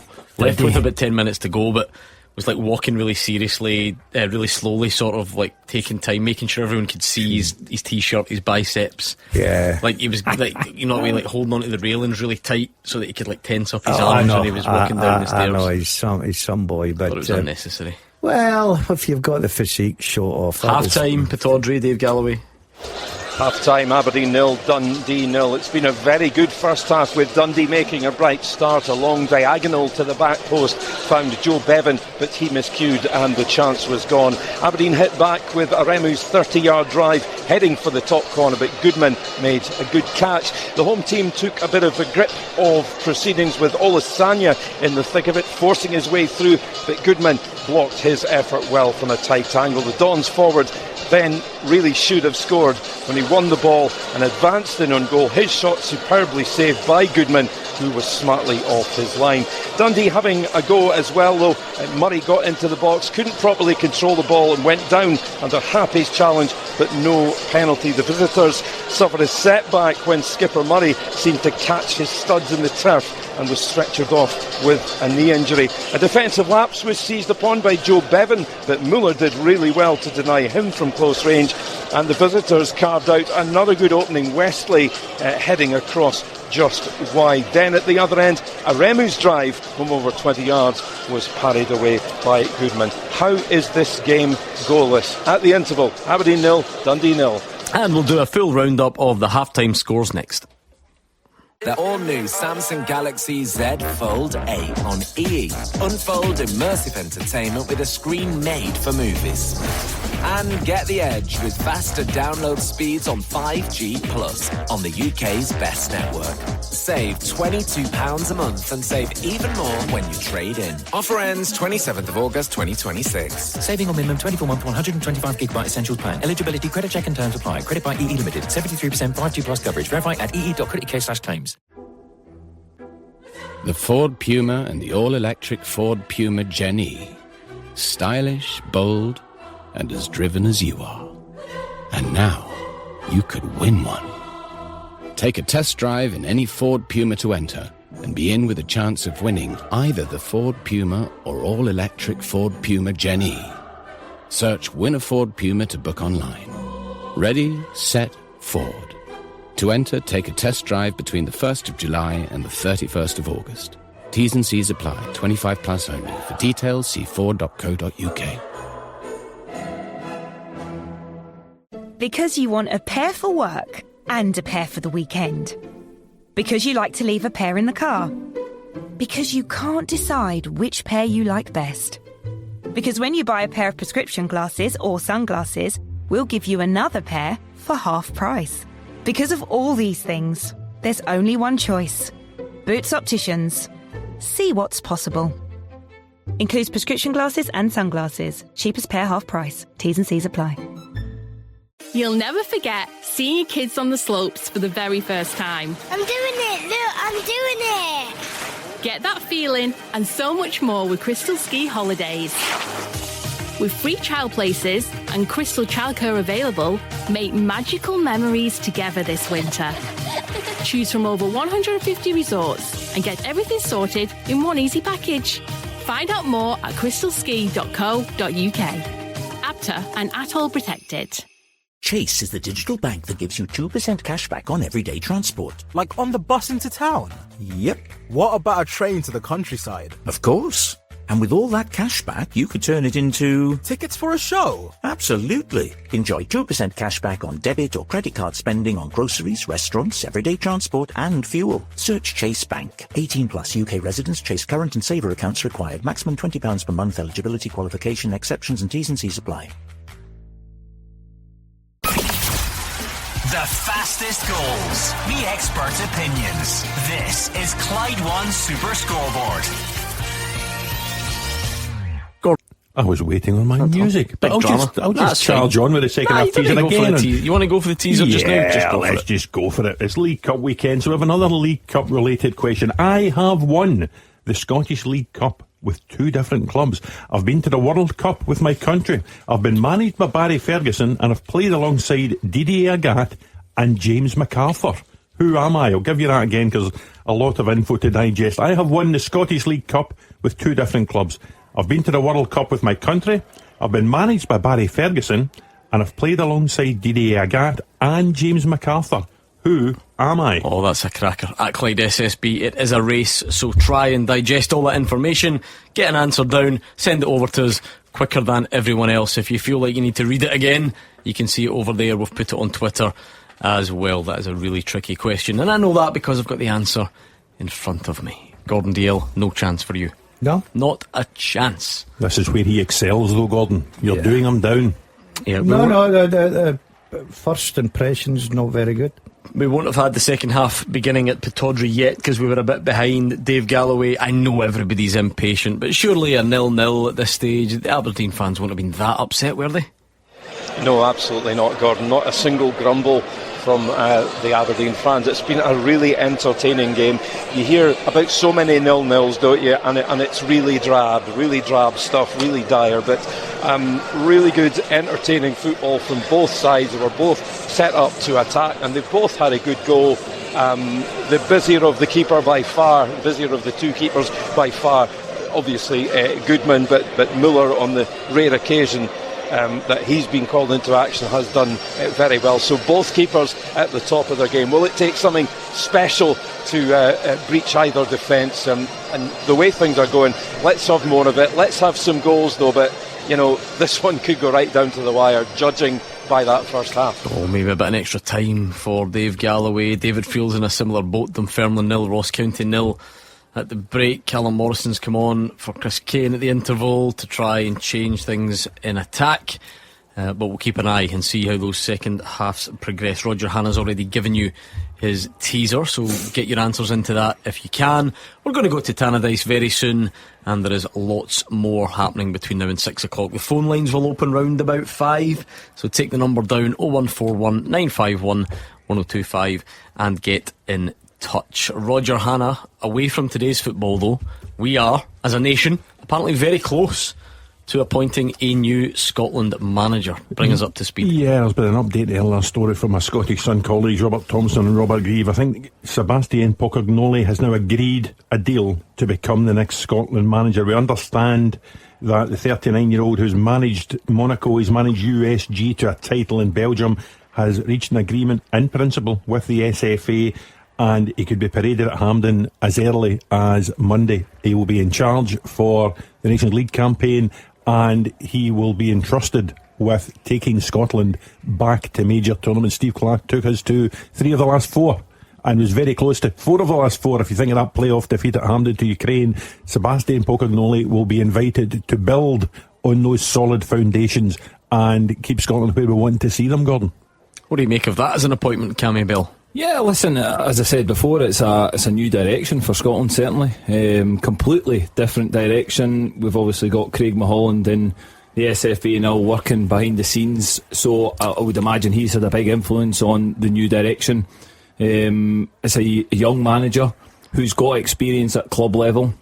Again, obviously not international, at the top of international level. When you look at his CV, he's had a number of youth managers jobs as well, or head coach if you want to call it, within, I think it was the Belgium under-18 side. So it's going to be interesting, it's going to be new, it'll be fresh ideas, and I'm interested to see how it goes, to be honest. Because Gordon, well listen, we'll hear more I'm sure from the people that have made this decision in the coming weeks when he's appointed, but I think people might be slightly surprised to find that there is a school of thought out there now that first time international managers is actually the way to go, and it's very easy to sort of join the dots, default and say go and hire a guy that's done this before. I mean, I totally get logically why that would make sense. I think there's a lot of evidence out there to actually suggest that the first time international managers for a nation like ours might be might be the way to go. So it's certainly a very interesting appointment. I don't think Andy could deny that. Certainly left field. We didn't see it coming. Well, I did. I don't know a lot about him. I'm going to put my hands up and be honest there. But young is another one, because I think the days of get an experienced manager in here that knows how to manage international teams, that's gone. It's a bit of freshness. Look, it doesn't matter the appointment. It's what he does. It's what he achieves. He's got to. I thought Steve Clarke done a terrific job for Scotland. He's got to carry that on now. Be interesting to see what sort of football he plays, what formation he plays, how he plays. So is he going to encourage a lot of the younger players to come into the squad now? Because obviously we're going down that road with the summit and everything coming up shortly. Interesting times ahead for the Scotland national team. I'm actually like the boys. I think it's quite an exciting appointment, but time will only tell, because everything's down to results. You just look at club football now. Everybody, 90% of Rangers fans were delighted with Derek McInnes's appointment, who, by the way, 2 or 3 weeks down the line would probably have been mentioned as the new Scotland manager if he hadn't taken the Rangers job. He's got a really interesting job in his hands, Roger Hannah, because I think on paper from the outside, I don't think this is a stretch to say that this looks like an appointment that has been well thought out, and the hope that would be that he brings a sort of tactical nous that can get Scotland to where they want to be, right? But and we've gone from, as you've alluded to before, it's not like we're not at rock bottom here. I know that it feels that way sometimes, the negativity, but off the back of those tournaments, it's going to be interesting to see how the next guy strikes that balance between trying to take it to the next level, but keeping all that stuff that got us to tournaments, all that, the stuff that people used to say about Steve Clarke, about the club mentality, the fact that everybody turns up every time, the cap count's going through the roof, nobody pulls out, all that stuff. It became easy to scoff at that because the tournaments didn't go well once we got there, but it clearly played a big part in the process. 100%. Now you're asking us what we make of this news that Sebastian Pocognoli is going to be the next Scotland manager. There'll be callers, I'm quite sure, after 5 o'clock discussing what they make of Sebastian Pocognoli being the new Scotland manager. The key people in all of this, Gordon, are the players. What do they make of Sebastian Pocognoli? Because, as you say, Steve Clarke fostered a real club mentality there. It was noticeable. He had very few withdrawals from Scotland squads. The senior figures, the leaders in the group like Andy Robertson, John McGinn, Scott McTominay, were all full square behind Steve Clarke. So Sebastian Pocognoli needs to win over those players first and foremost to ensure that this national team has more success. He's got a background in youth coaching. He was at USG and Genk's under-21 squad. He was involved with the Belgian under-18 team, I think, before he became first team manager at USG. So he has experience with youngsters, but I think getting the senior figures on board with this is going to be crucial. Especially, Cammy, at a time when there is a vacancy in the under-21s as well. Yeah. Gordon alluded to the summit that's coming up. I feel like the summit might be, whilst it is related, maybe that's things that are safeguarding the future.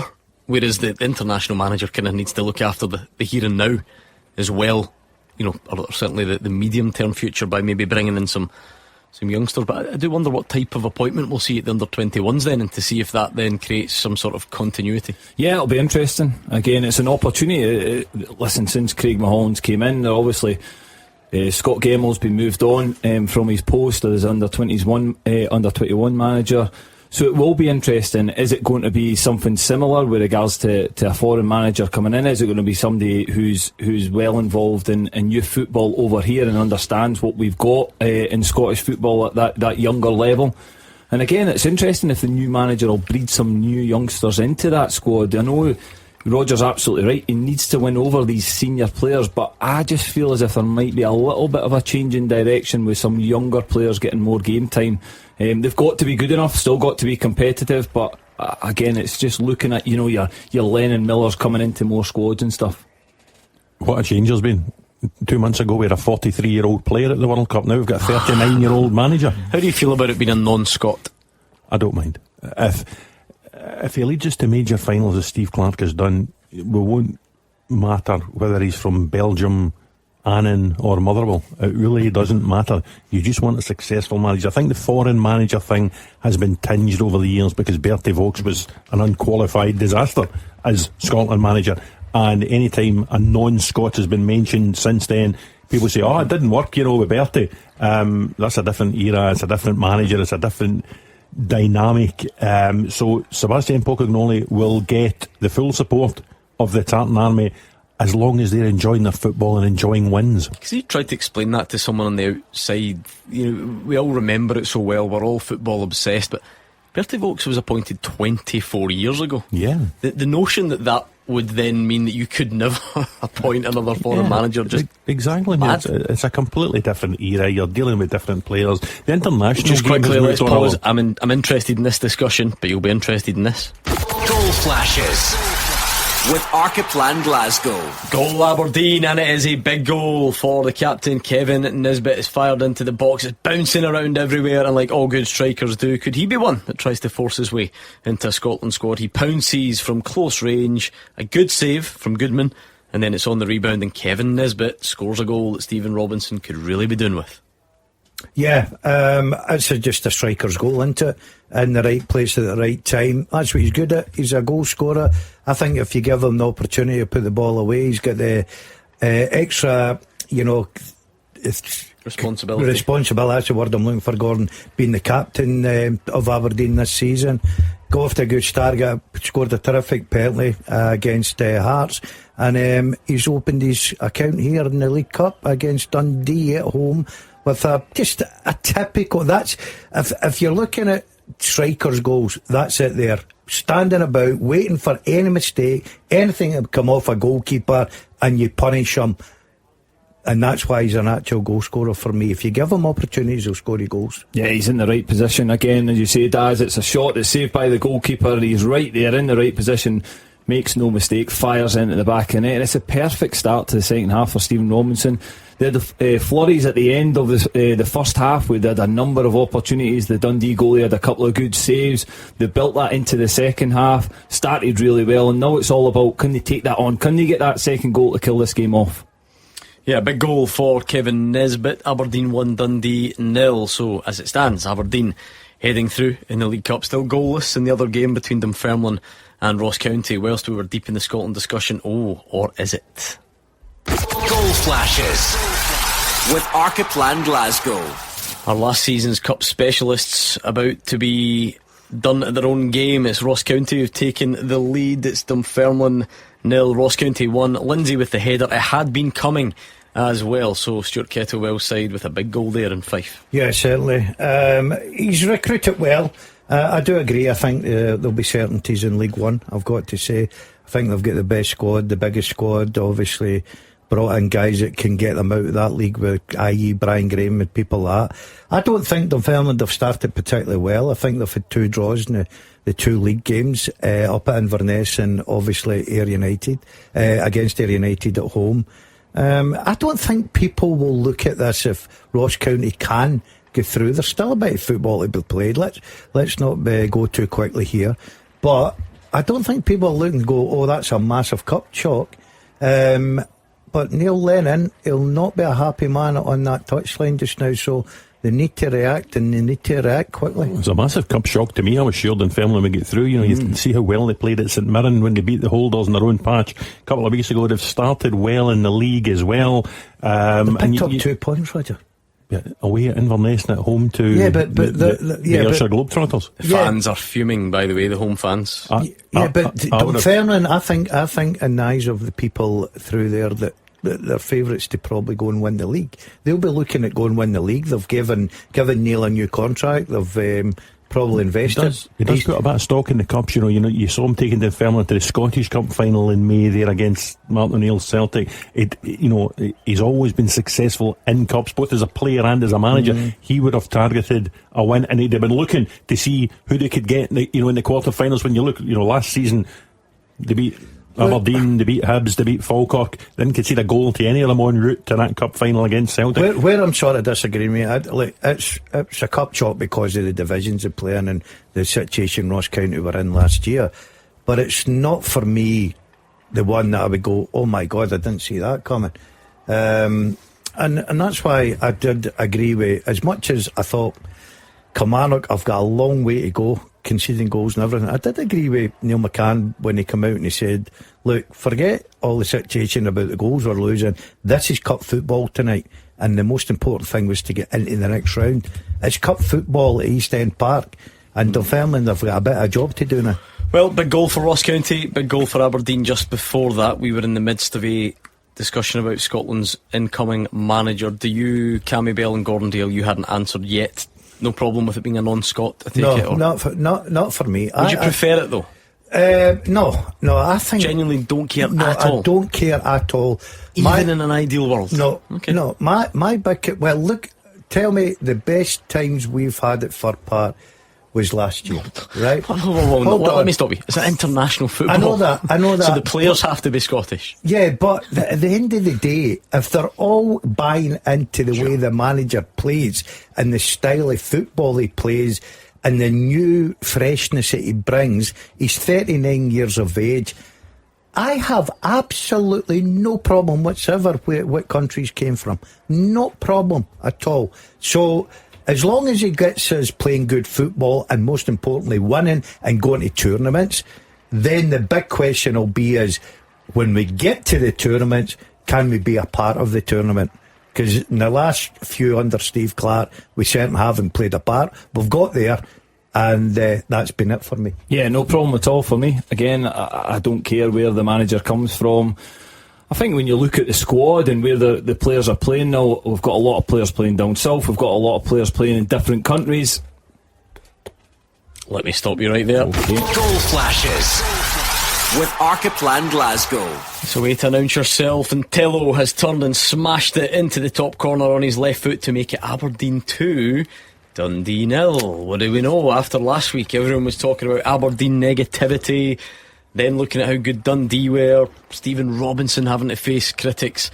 Well, he's the holder of the League Cup and he's not willing to let it go just yet. And a great start for Michi and Tello. I was reading an interview with him in the papers this morning. He's close friends with Nicholas Raskin and Michelange Balakwisha, and he sought their counsel before signing for Aberdeen last week. He's already made more of an impact than his pal Balakwisha has in a year at Celtic. Good goal. I'll tell you what, it's not a good goal, it's a terrific goal. He's involved in the build-up, just a simple layoff, Roger, and you can see him, his body shape there. His turn's brilliant, and he gives the goalkeeper absolutely no chance. You would probably say, as early as it is, that might be Aberdeen into the next round. Dundee need a response, but if they're going to get any joy in this cup tie, they need the response in the next 5-10 minutes. Yeah, what a brilliant finish that is. I think it's Olasanya that slides him in, and he just lets the ball roll by his body, spins and hits it first time, flies into the top corner. Unbelievable finish. And you probably feel that's a little bit too much for Dundee to claw back. It's exactly what you want from your new signings at this stage of the season. Brilliant goal, Michi and Tello. Aberdeen 2-0 up. We'll get through this Scotland discussion at some point. Cammy, you were saying? Yeah, no, again I was saying I have no problem with a foreign manager, and I was touching on we've got a lot of players who play down south and play in foreign countries, but all these players have foreign managers from different countries. So again, I have no problem at all. I agree with Daz and Roger. Listen, it's all about him hitting the ground running. It's all about him winning over our senior players, because our senior players are playing with top teams. So can you handle their personalities? Can you handle their egos? And it's can you get the best out of these players? And I just think it's a freshness, a different direction. We've all got to back it, give it time. Hopefully it hits the ground running, and yeah, you just want them to be positive, still staying at tournaments, and as Dad says, being successful at tournaments as well.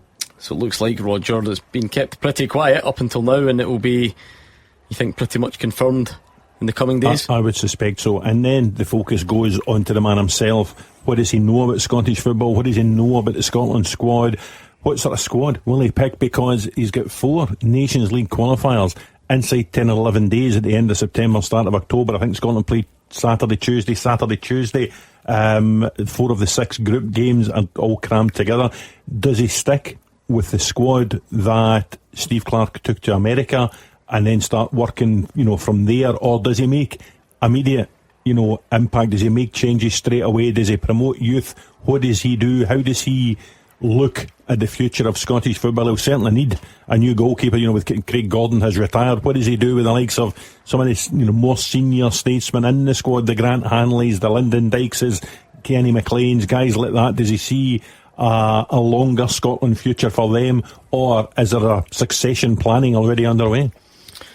One to watch in the coming days for sure. Scotland closing in on that new managerial appointment, and not a name that people would have expected. It's former Monaco head coach Sébastien Pocognoli, 39-year-old Belgian, left Monaco at the end of last season, previously led Union Saint-Gilloise to their first league title in 90 years a couple of seasons ago. Not that it matters now. I would be interested, just out of personal nosiness and maybe journalistic side of things as well, Roger, who else was spoken to, what that competition looked like if he's the man that's come out on top. Yeah, I think there were other continental candidates spoken to by Ian Maxwell and Craig Mulholland, who were leading the search for the SFA, but they've landed on Sébastien Pocognoli. From a journalistic point of view, it's a great story from my colleagues Robert Thompson and Robert Grieve. The downside is I'll need to get another packet of those digestive Jaffa cakes to take into them on Monday morning, because I'll be expecting some variety of praise. Well, that's the other thing again, and I'm sure Ian Maxwell, Craig Mulholland at some point will answer these questions. I'd like to know what that process looked like, Gordon, as well, because you've not plucked Sébastien Pocognoli's name out of nowhere. We saw last week there was reports about Stephen Naismith, and some people might have been on board with that. The people who weren't would say, that's lazy. It's it's right under your nose. You could have gone, again, whether he was attainable or not, I would suspect not. But David Moyes would just be like, kind of obvious. What process leads you to Sébastien Pocognoli? You've not plucked that name out of nowhere. No, and again, I like it because again, they're obviously clear. There's a clear identity, the way they want to go in the direction. Roger mentions players that the squad might evolve and change with regards to the age group. I think some of them will drop off. And we'll see a new freshness come in, because ultimately we do need the younger guys to come in.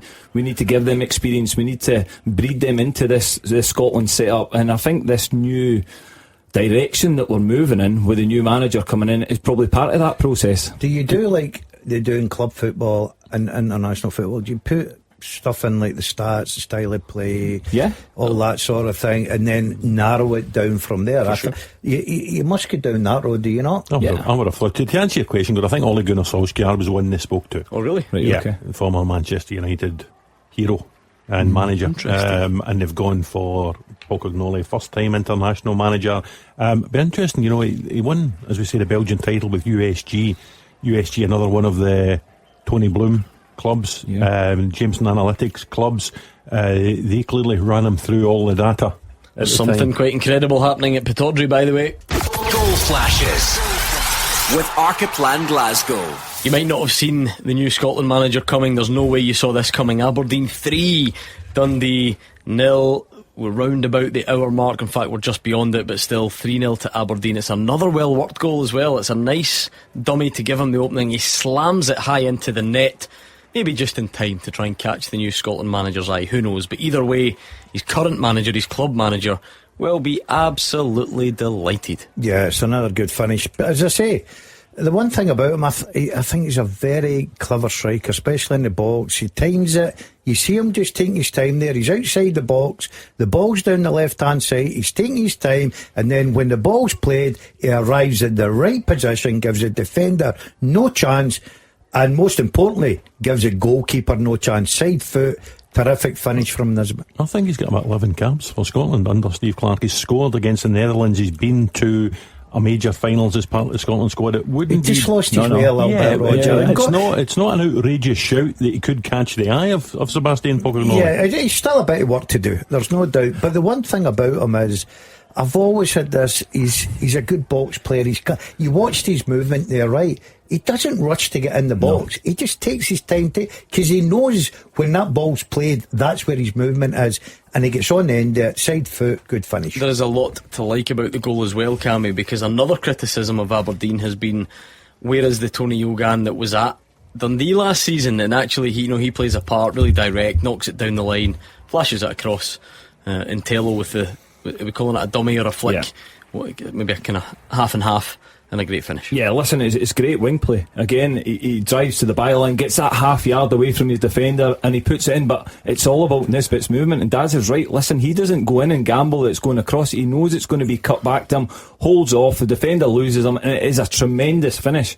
Listen, I agree. It's not a wild shout to say that Nisbet getting back in a Scotland squad. I agree with certainly with Daz when he said he lost his way a bit. I think he did. I think he did lose his way a bit. I think he's a confidence player. He needs goals. And certainly today will do him the world of good. Big win. A big win for Aberdeen. Yeah, you heard Dave Galloway at 2 o'clock just talking about little bit of the scent among the Red Army. They will go home happy tonight. Absolutely. And there's time for it to get better. I think Stephen Presley will be not impressed at all. Don't know how much that Simon Murray injury has rocked him in the first half. Remind us of your teaser, please, Roger. Here we go. It is the second half teaser on League Cup weekend. I have won the Scottish League Cup with 2 different clubs. I've been to the World Cup with my country. I've been managed by Barry Ferguson and played alongside Didier Agathe and James MacArthur. Who am I? Great question. Really, really good question. Let's see what type of answers you are coming up with out there to try and help you along if you're not quite getting to the answer so far. Gordon Dale, you get anything? No. I'm stamped to build the jigsaw. Yeah, good on you. Right. I've got the size filled in. I'm just waiting to put the thing. I've got sort of clubs that he's played with. Stuart Ibbotson thinks it could be Jackson Irvine. It is not. He's been on the move, I see, away to Japan. Plays club football. Yeah.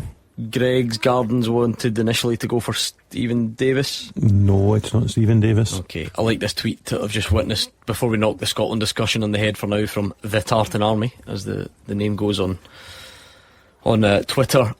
The real reason, I've finally realised the real reason this guy's been appointed. Forget your analytics, forget your modern thinking, your tactical nous.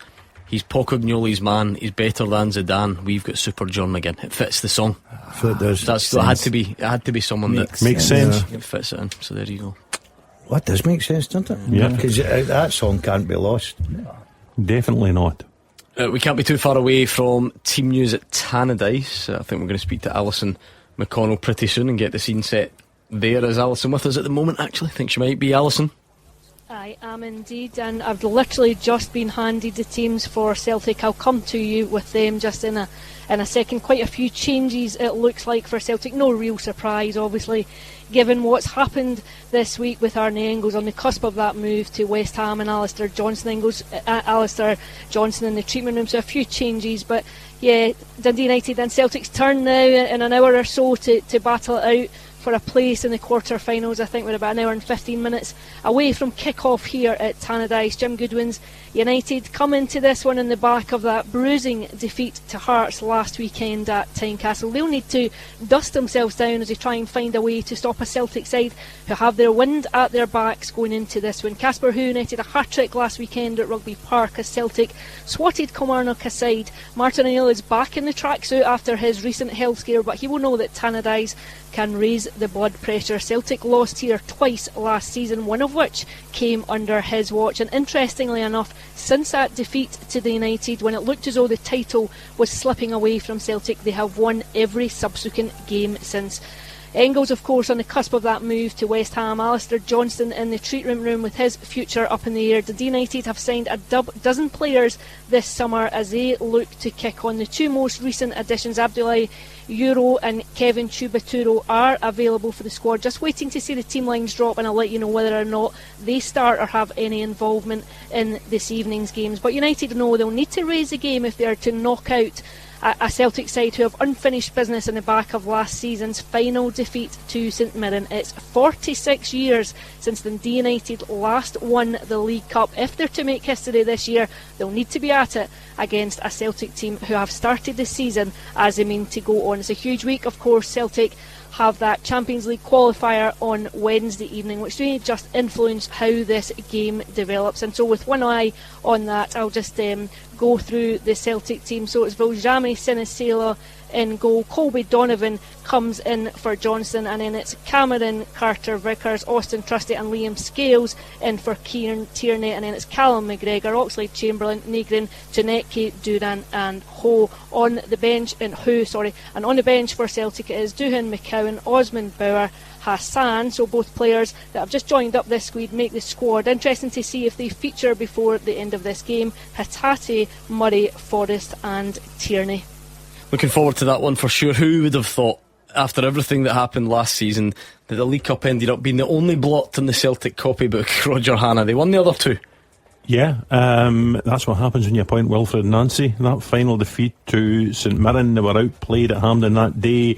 St Mirren deservedly won the trophy, but Martin O'Neill will be eyeing the League Cup as an early opportunity. Interesting team news from Alison. Colby Donovan is in as expected for Alistair Johnson. Still no Tony Ralston in the squad though. No Yang in the squad, so in comes Sebastian Tenekte ahead of Hassim Hassan, who's on the bench. Mika Bauer on the bench as well. That means a start for Alec Oxlade-Chamberlain in the middle of the park. That's maybe a wee nod to the fact that he's suspended and can't play either leg of the European tie against Las Collins. He gets a game today. And it'll be interesting to see how they do, because Tannadice was a horrible venue for Celtic last season. They lost under Nancy, they lost under Martin O'Neill as well. They'll want to put that right, and Casper Hu will want to maintain that rich vein of form from Rugby Park. It's a tough draw, Gordon, isn't it? When you know, of all the teams you could play at this stage of the cup competition, and particularly where it is.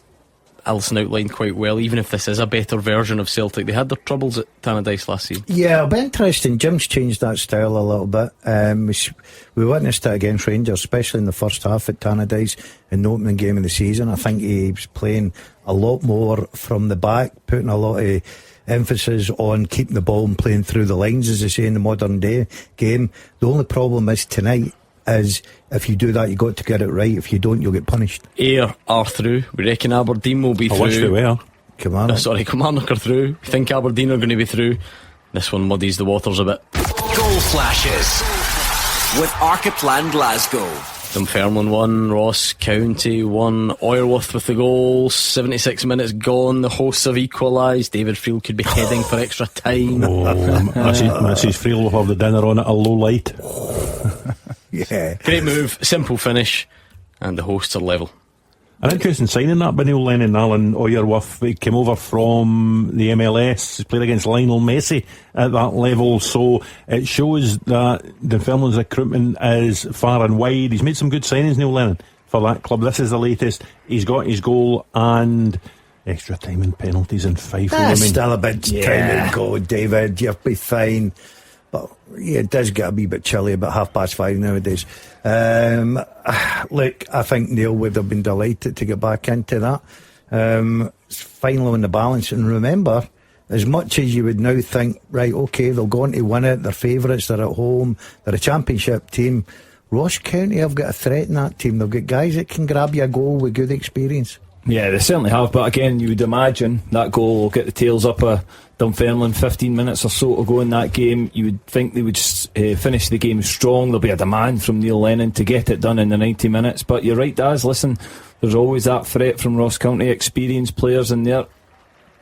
Back to the Celtic discussion, any surprise that Kieran Tierney starts on the bench given how sharp he's looked at the start of this season? Well, they must just be managing him, Gordon, because I think Tierney's been excellent, and I think he will get better and better this season.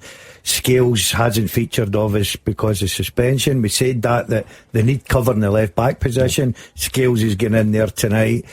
Look, Tierney's far better left back than Scales will ever be, we know that, but I still look at that Celtic team. They're a threat there, they're strong. Scales will be a threat at set plays as well, but that front three, if Tenekte can get it going, that front three will really give you a problem. And obviously the danger man in behind, Nygren, for me, he just times his runs absolutely brilliantly. Because I know people made a lot last season, Roger, of Kieran Tierney not finishing games and coming off, but when you add the World Cup into account, Kieran Tierney made 61 appearances last season. Yeah, which is a lot more than people would have expected him to do.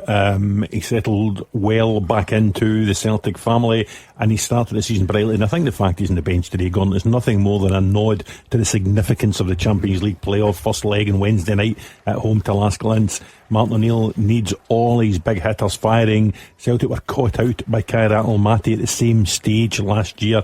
It was a dent to Celtic's collective ego they can't allow that to happen again.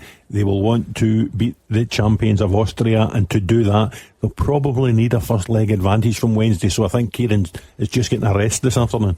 I wonder if this is one of the kind of first real welcome to Scottish football challenges for the like of Casper Hu, Alison, because first one was home comforts. Dundee and Celtic would have a decent amount of the ball, as much as Dundee were good. And then actually, whilst it should have been, Kelly didn't make it that difficult for Celtic last week, so maybe a different type of test for Casper Hu today.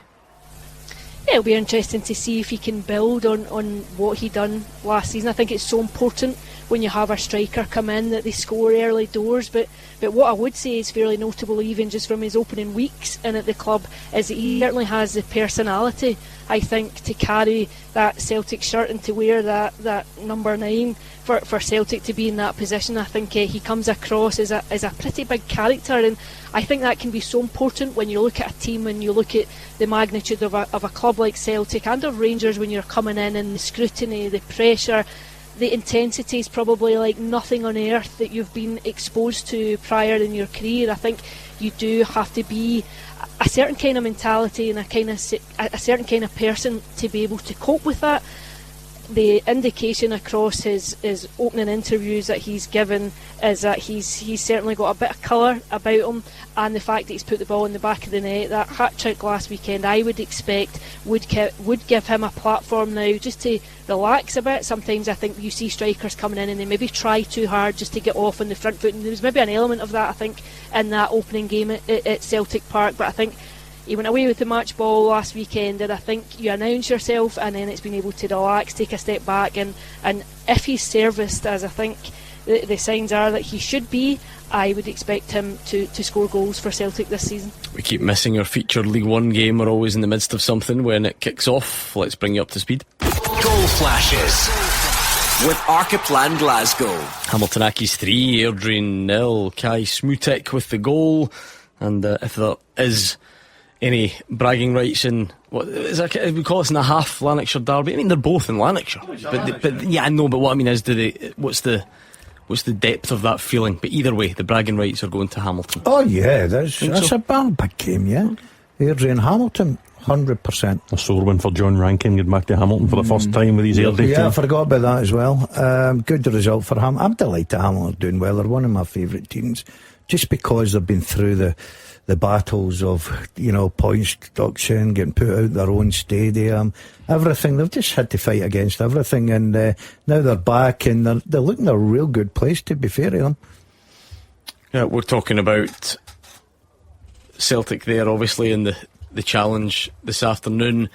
Because it is so early in the season, you don't have that much to go on. Game 1, you're thinking Dundee United look really good here, cause Rangers a lot of problems. They then go and get battered at Tynecastle, so don't know which version is the most representative of how they'll do this season. Yeah, listen, certainly Dundee United will be hoping it was the earlier one rather than the Tynecastle performance, because again, if you gift Celtic opportunities, they will score. We've all seen it. Celtic have been on fire last weekend. Kilmarnock presented opportunities. They put the ball in the back of the net and they made it easy for themselves. So the striker Casper Hu, I like him. I really like him. I think he's suited for Scottish football. He's physical, as Alison said. He's got personality. He can score goals. So listen, I expect him to be a really good signing for Celtic this season and score a lot of goals. Yeah, I do agree. I've got to say, the one that's caught my eye is the other one, Duran, as well. I think, and he's playing out of position, but there's something about that guy. I think he'll be a big success at Celtic Park. Yeah. You're talking about Casper Hu there, and everybody's concentrating his goals. Where I think he'll score goals. He's an actual goal scorer, let's not be kidding. He'll score goals. But the thing I like about him, Celtic, I've got a striker now that can link up the play. He's a clever player. He can come off, can hold it up, he can lay it off first time, and he can get flick-ons. I think they've got the complete centre forward. They've paid a bit of money for it, but they've got a complete centre forward for what they're trying to do. How crucial is this start to the season, Roger? Because it's knockout competition. Celtic are expected to win everything. As you said, a lot of this is against the backdrop of the Champions League build-up. So there is no Arne Engels now. There is no Alistair Johnson today or for the next few weeks. Kieran Tierney has been managed with that in mind. And then for Mika Bauer, and then Hasim Hassan even more so, because he's behind in his preparation. Do you need to try and get them game time today as well, as much as you're trying to progress in the tournament? You do, in an ideal world for Martin O'Neill, he'll want Celtic to be in control of the cup tie to an extent that allows them to send on Bauer and Hassan and get them involved and get them a little bit of match time, because you would think they would need to be involved somewhere along the line against Lask-Linz, who went through Celtic's midfield situation as it is earlier on. You know, the fact that Engels is going, Hattati might be going, Bernardo's already gone, Oxlade-Chamberlain suspended for both legs of the tie, so they're down on numbers in the middle of the park. They'll need Mika Bauer to be involved at some time, and if you're spending the money they've spent on Hasim Hassan, they want to get him involved as well against Lask, because they will need all of the big hitters they can find against the Austrian champions.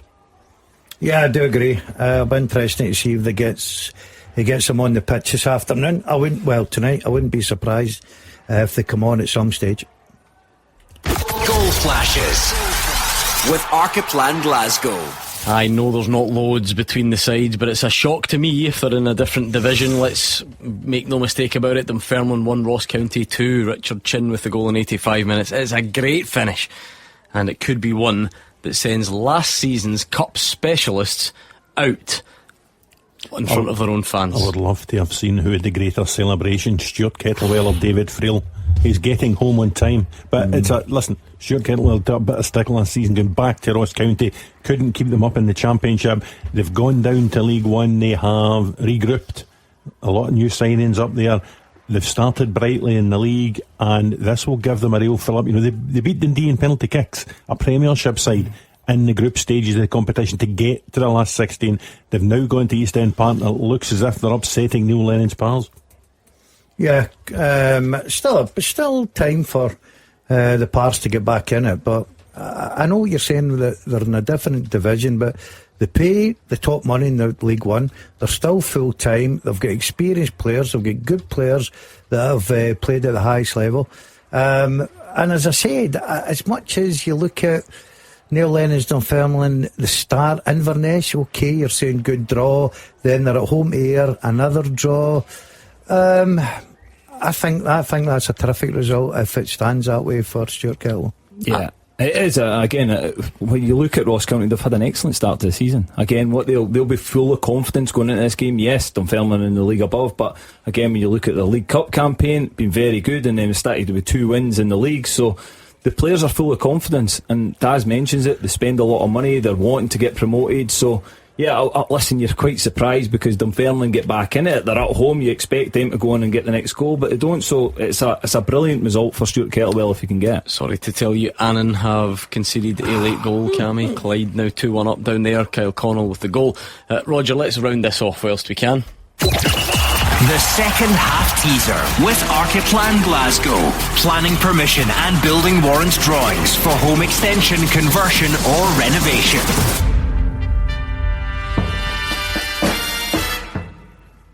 Here we go, the second half teaser, Gordon. I've won the Scottish League Cup with 2 different clubs. I've been to the World Cup with my country. I've been managed by Barry Ferguson, and I've played alongside Didier Agathe and James MacArthur. Who am I?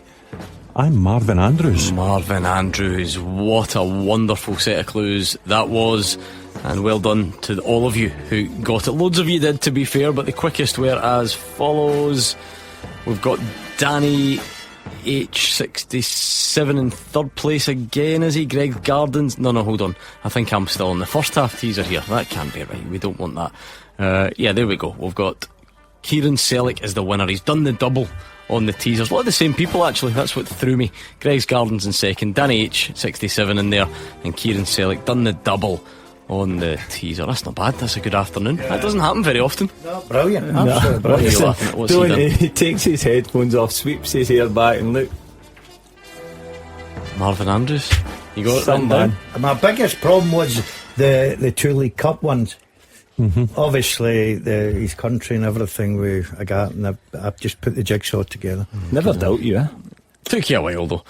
Well, listen, it's like if Dundee score 4 goals and they're through, you'll say, well, it took them right to it's actually entirely different, because this is a race. The teaser. I'm not in the race. I don't get in for winning. East Kilbride 3, Cove Rangers 0. Alexander Smith, the loan from Rangers, isn't he? So we mentioned earlier Kyle Glasgow. Alexander Smith doing something similar out there at East Kilbride. A comfortable win in the end. A couple of penalties set them on their way, and Alexander Smith has rounded it off. We've even got another goal in our featured League One game. Goal flashes with Archiplan Glasgow. There's a penalty, Accies, McDonald for his hat-trick, and he scores. What a brutal afternoon for John Rankin. But the Accies are loving it, 4-0 up, 90 minutes gone. That one will be done pretty soon. We're waiting on this Aberdeen game finished. There's no late tension to be had though. The Dons have done really well to make this a comfortable afternoon. Yeah, they've managed the game really well. Again, they've played in Dundee's half for the last sort of 10 minutes. Dundee have not really created any opportunities. It's been comfortable. It actually looks like, Aberdeen are trying to find that fourth goal. But they'll be delighted because it's a big result, and there was a bit of pressure on it as well. You can't get away from that. You need to progress through the Cup, especially when it's been a little bit of a wobbly start to the season. You get a good result in the first game and then a poor one last week. Stephen Robinson will be delighted the way they went about their business. Yeah, story of the strikers, isn't it? Dundee lose their captain, Simon Murray, their lad up front that can get them goals, and Nisbet just banging form today. He's 2 goals, 2 different goals for me. One is just the first one is a total striker's goal, waiting for someone to come off the goalkeeper. He's the first to react, and then the second one, he just knows the ball is going to land that area, and it's a great side foot. Aberdeen, well worthy of their win in the second half performance for me. I thought they've been excellent. Yeah, absolutely. Aberdeen going to celebrate that one for sure. Full time in our League One match with Fraser Wishart. Yeah, Hardy and Airdrie supporter left to my left hand side here because it's been an emphatic win for the home side. Hamilton Academical 4, Airdrie Onions 0. Accies look strong, they threatened Airdrie goal throughout. Ken McDonald a hat-trick, a late Kai Schmutek header, getting a really deserved win, and you can hear how pleased the Accies fans are around me. Accies deserved the head at half time, 13th minute was McDonald. Goal, Aaron Comrie at right back, did really well, got to the byline, hit his head up, rolled the cut back to McDonald, whose shot was deflected off Craig Ross, the skipper of Airdrie. High into net, no chance for us there. Instead they'll have to be quick off his line to deny. Kai Newbury, Andy Ryan and Tony Gallagher, good chances. Airdrie's main danger was from corners, but there's enough hope for the team in the second half to get a point out of this game, but that was really damaged.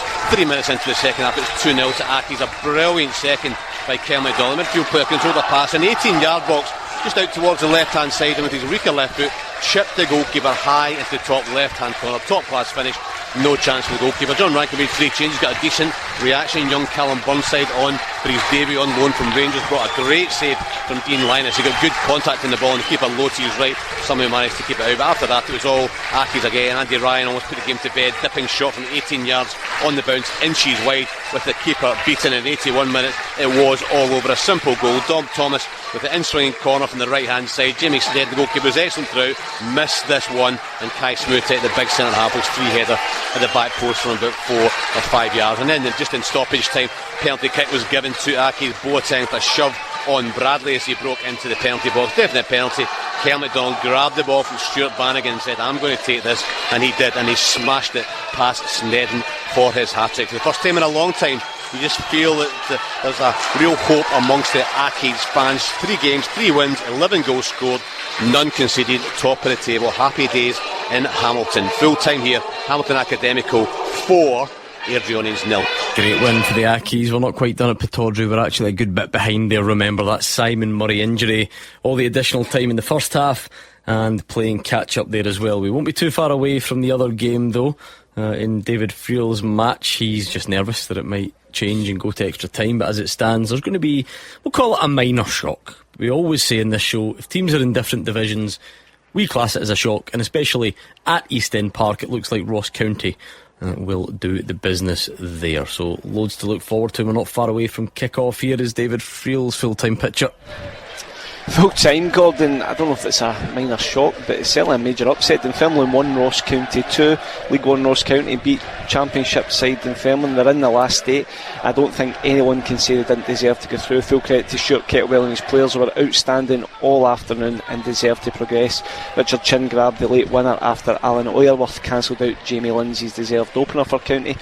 Staggies will go and celebrate with their 100 or so away fans in a little minute, and they will look forward to tomorrow's quarter-final draw. Stuart Kettlewell is building something again at Ross County. They were so positive, they created so many chances all afternoon and deserved to take their place in the last 8. Brian Graham had a volley saved early on, and he then missed an even better chance when he scuffed his shot after being picked out at the back post. I said County were so positive in the first half. Jamie Lindsay hit the post as well. They continued to press with opening goal. Aston Ox were by far the busier keeper. The Dunfermline finally came to life. Chris Kane threatened, Ollie Shaw then threatened as well. They maybe should have scored at that stage, but County started the second half on top. Brian Graham again, he was a handful all afternoon, and they got the deserved opener in 58 minutes. Jack Turner showed great composure to pick out Jamie Lindsay at the back post. He headed in from close range. Dunfermline needed some inspiration. They were really off it all afternoon, but they finally got it in 76 minutes thanks to debut boy Alan Oyerworth. It was a really, really good move. Josh Cooper involved, Alphonse Armadi involved as well. They linked to set up the change, and he couldn't really miss from close range. At that stage it looked like Dunfermline would get the winner. Andrew Todd missed a sitter to make it 2-1. He was only 6 yards out, he headed wide. Dunfermline were pushing hard for the winner, but you also always felt that County would get a chance, and it came in 85 minutes. Brian Graham again showed great strength, great awareness to lift the ball over the defence. Richard Chin was on it to a flash, and first time finish, smashed it past Aston Oxborough. What a finish it was from him. Dunfermline again searched for the equaliser. Callum Morrison hit the post, but County held on. They've just finished celebrating right now. What a win for Stuart Kettlewell and his players. They're in the last 8. Full time, Dunfermline 1, Ross County 2. Yeah, well done to Ross County. Not easy to beat a team from a higher division. I keep saying, I know there's not a lot in it, but particularly because Dunfermline were so good in the Cups last season and they had home advantage. Yeah, listen, as a surprise for me, I thought Dunfermline would get through to tomorrow's draw, but fair play to Ross County. They will be looking forward to the draw, which I think takes place after the Rangers St Mirren tie tomorrow afternoon. And if they were to get somebody in Dingwall in the last 8, you just never know what could happen. They're only one step from a Hampden semi-final. Yeah, it's a massive result, and again, you touch on the finances that'll bring Ross County as well. You know, they spend a lot of money up there to try and get promoted. It'll just put a little bit of money back in the purse, but it's a really big result, and it'll give the players confidence going into the league campaign. But as Roger said, you get a favourable draw, you never know where it can take you. Yeah, and it makes that journey for all those 100 fans down from Dingwall certainly worth it on a Saturday afternoon. By the sounds of David Friel's report there, they certainly deserved it, and they'll be sitting waiting for the Rangers game to finish to see who they get in the next round. Let's see if we've almost reached full time at Pittodrie. I think we have. There was only 2 minutes added on. We said it earlier, all the rule tweaks about injuries and goal kicks and throw-ins and subs all having to be made a bit quicker. We don't get anywhere near the amount of added time these days on average. Only 2 minutes added, and they are almost up. What a end to this one it's going to be, the feeling when this whistle blows for the Aberdeen fans, because I think a lot of them possibly would have been fearing the worst at going to the game today. And it is full time, Dave Galloway. Yeah, full time, and you can hear a standing ovation from the Aberdeen fans here. Aberdeen 3, Dundee 0. It was a very good first half, with Dundee making the brighter start, if anything, but Aberdeen hit back with a Remu's 30-yard drive heading for the top corner. However, Goodman made a good catch. Olasanya should have scored when he won the ball and advanced in and goal. His shot superbly saved by Goodman, who was smartly off his line. The visitors suffered a big setback when skipper Simon Murray seemed to catch his studs in the turf and was stretchered off with a knee injury. A defensive lapse was seized upon by Joe Bevan, but Muller did really well to deny him from close range, and Dundee carved out another good opening. Wesley heading Riley's cross just past the post. Then at the other end, Remu's drive from over 20 yards was parried away by Goodman. Aberdeen went ahead in the 51st minute. Some very neat build-up play. Cadden's effort was blocked. Goodman then parried Olasanya's shot, and Nisbet pounced from a tight angle. 6 minutes later, it was 2-0 debutant Ntello with a fantastic shot on the turn to smash the ball in, following a lovely through ball from Olasanya. And it was 3-0 on 63 minutes with another well-worked goal. Ugan's cross dummied by Ntello, and Nisbet hit home for his 9th goal already this season. Dundee kept the heads up to their credit as Finnegan's 20-yarder was tipped over by Muller, and Hamilton's efforts rippled the top of the net, but Armstrong came close to a 4th goal for the Dons, when his lovely shot in the turn was fingertipped onto the post by Goodman. All in all, a highly entertaining afternoon. Aberdeen are through. It's finished. Aberdeen 3, Dundee 0. A good win for Aberdeen, especially the way the negativity had been swirling this week. It's a huge win for Aberdeen, a huge win personally for Stephen Robinson. He wasn't having the criticism that had been levelled at him and his players after the defeat at Dens in the league last week, and he has had the last word this afternoon. A couple of goals for Kevin Nisbet, and the goal and debut performance for Michi and Tello will be the real takeaway, I think, for Aberdeen this afternoon. Yeah, listen, it changes the outlook of the Aberdeen season so far. It's a big win. It moves them on to the next round of the Cup, gives them an opportunity. They'll be looking forward to that draw coming out, but it just changes the feel-good. It brings the feel-good factor back to Aberdeen, because it was disappointing last week against Dundee, but they've answered all their critics. I got it wrong today. I fancied Dundee to go up there and make it a double after last week's performance. All credit to Aberdeen. I thought they were excellent second half. Big difference is if you've got a guy and you give him the ammunition to score goals. Kevin Nisbet was on fire today, got his 2 goals, and Aberdeen comfortably into the next round. Yeah, it's always good when goals will come from anywhere. Managers will tell you they don't care who scores, but it's always nice when the strikers get them and build that confidence up. Yeah, strikers get the goals, and also you've got to touch on the clean sheet. Again, it's an important part of what Stephen Robinson will want to build at Aberdeen, is clean sheets to allow your team to go and win games of football. But it's all about Kevin Nisbet again, getting his confidence up. I think if Aberdeen can get his confidence up, he's going to be a huge player for them this season. Yeah, definitely. And listen, we spent a lot of the afternoon talking about Sebastian Pocognoli, the incoming Scotland manager, and he will be looking for players who can make an impact in his new look Scotland team. And could there be a recall for Kevin Nisbet if he keeps scoring goals like this? It was an interesting appointment as club captain by Stephen Robinson. He might just have called it right. So the picture is becoming a bit clearer. Kilmarnock are through. They've been joined by Ross County and Aberdeen. Next up, it will either be Dundee United or Celtic. We've given you the team news, but we'll continue the build up to the game at Tannadice, and then some fantastic fixtures to look forward to tomorrow, taking the Rangers picture into account as well, with all the negativity and so on surrounding Derek McInnes. How will they fare when they come up against St Mirren? It's going to be a really interesting end to the evening and end to the weekend, and the transfer window is still open as well, so get all your thoughts in there. Obviously no Arne Engels for Celtic today, no Alistair Johnson as well, he is injured, and we've actually got some breaking transfer news as well. How's that for timing? James Penrice is now officially a Rangers player. So Rangers fans, what do you make of that signing?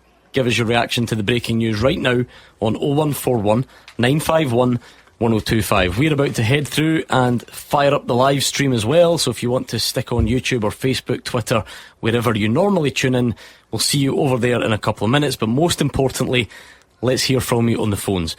What do you make of James Penrice signing? What did you make of the results today, last night, preview the games tomorrow, Rangers generally, and the new Scotland manager closing in on Belgian Sebastian Pocognoli? Is he the man for you? What have you learned? Get in touch and we'll speak to you next. A red light becomes a moment to breathe. A coffee run, a kick of momentum. A wrong turn turns into an adventure, while a song becomes your soundtrack. From the driver's seat of an LBX, even the most ordinary of days can feel that little bit extra. The award-winning Lexus LBX self-charging hybrid. Find the extraordinary in the everyday. The all-new Samsung Galaxy Z Fold 8 on EE. Unfold immersive entertainment with a screen made for movies. And get the edge with faster download speeds on 5G Plus on the UK's best network. Save £22 a month and save even more when you trade in. Offer ends 27th of August 2026. Saving on minimum 24-month 125GB Essentials plan. Eligibility, credit check and terms apply. Credit by EE Limited. 73% 5G Plus coverage. Verify at ee.criticare/claims. The Ford Puma and the all-electric Ford Puma Gen E. Stylish, bold, and as driven as you are. And now, you could win one. Take a test drive in any Ford Puma to enter and be in with a chance of winning either the Ford Puma or all-electric Ford Puma Gen E. Search Win a Ford Puma to book online. Ready, set, Ford.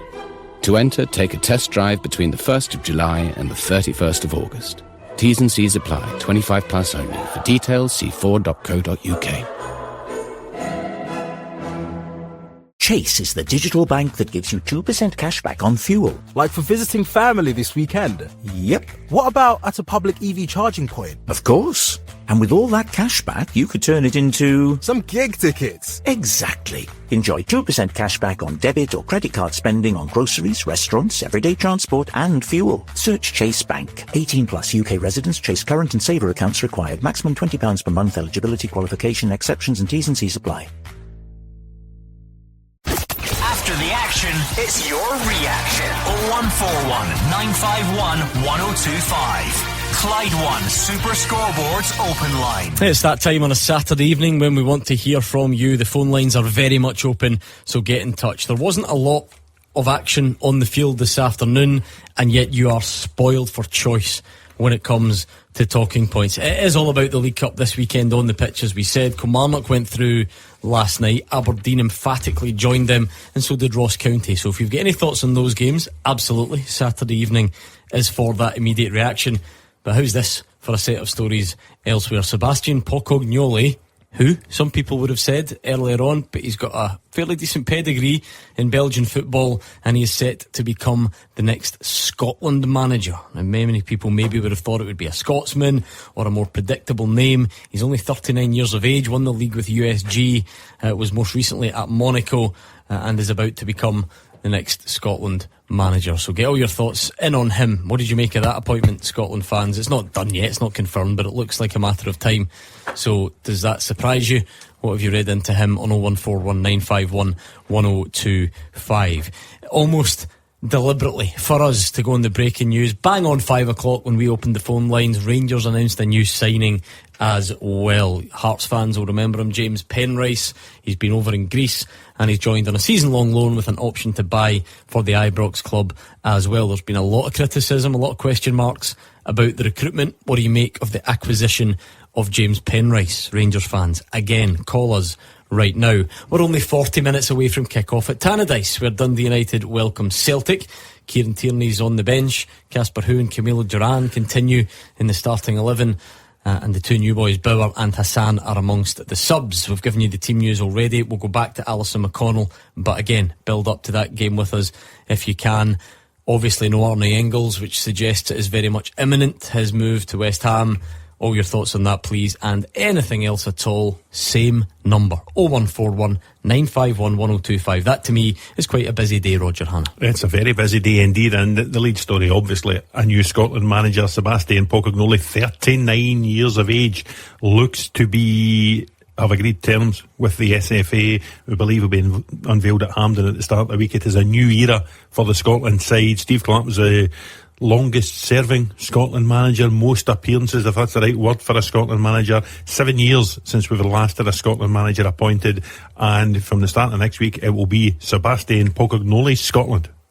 Interesting stuff there with the national team. As we said, League Cup transfers. James Penrice just announced on time for us to give the fresh reaction. What do you make of that, Gordon? I think it's good news for Derek McInnes and Rangers, because they certainly need cover in that area, Gordon. You seen the other night, Derek, I think, likes to play with a back four, was forced into going to a back three, and it seemed to work in the first half, and I think Rangers fans were a bit surprised that in the second half he went back to his back four and obviously conceded the goal as well. But he needed cover in there, because if he wants to play with a back four, it gives him a natural left back, and I think everybody says he knows the Scottish game inside out.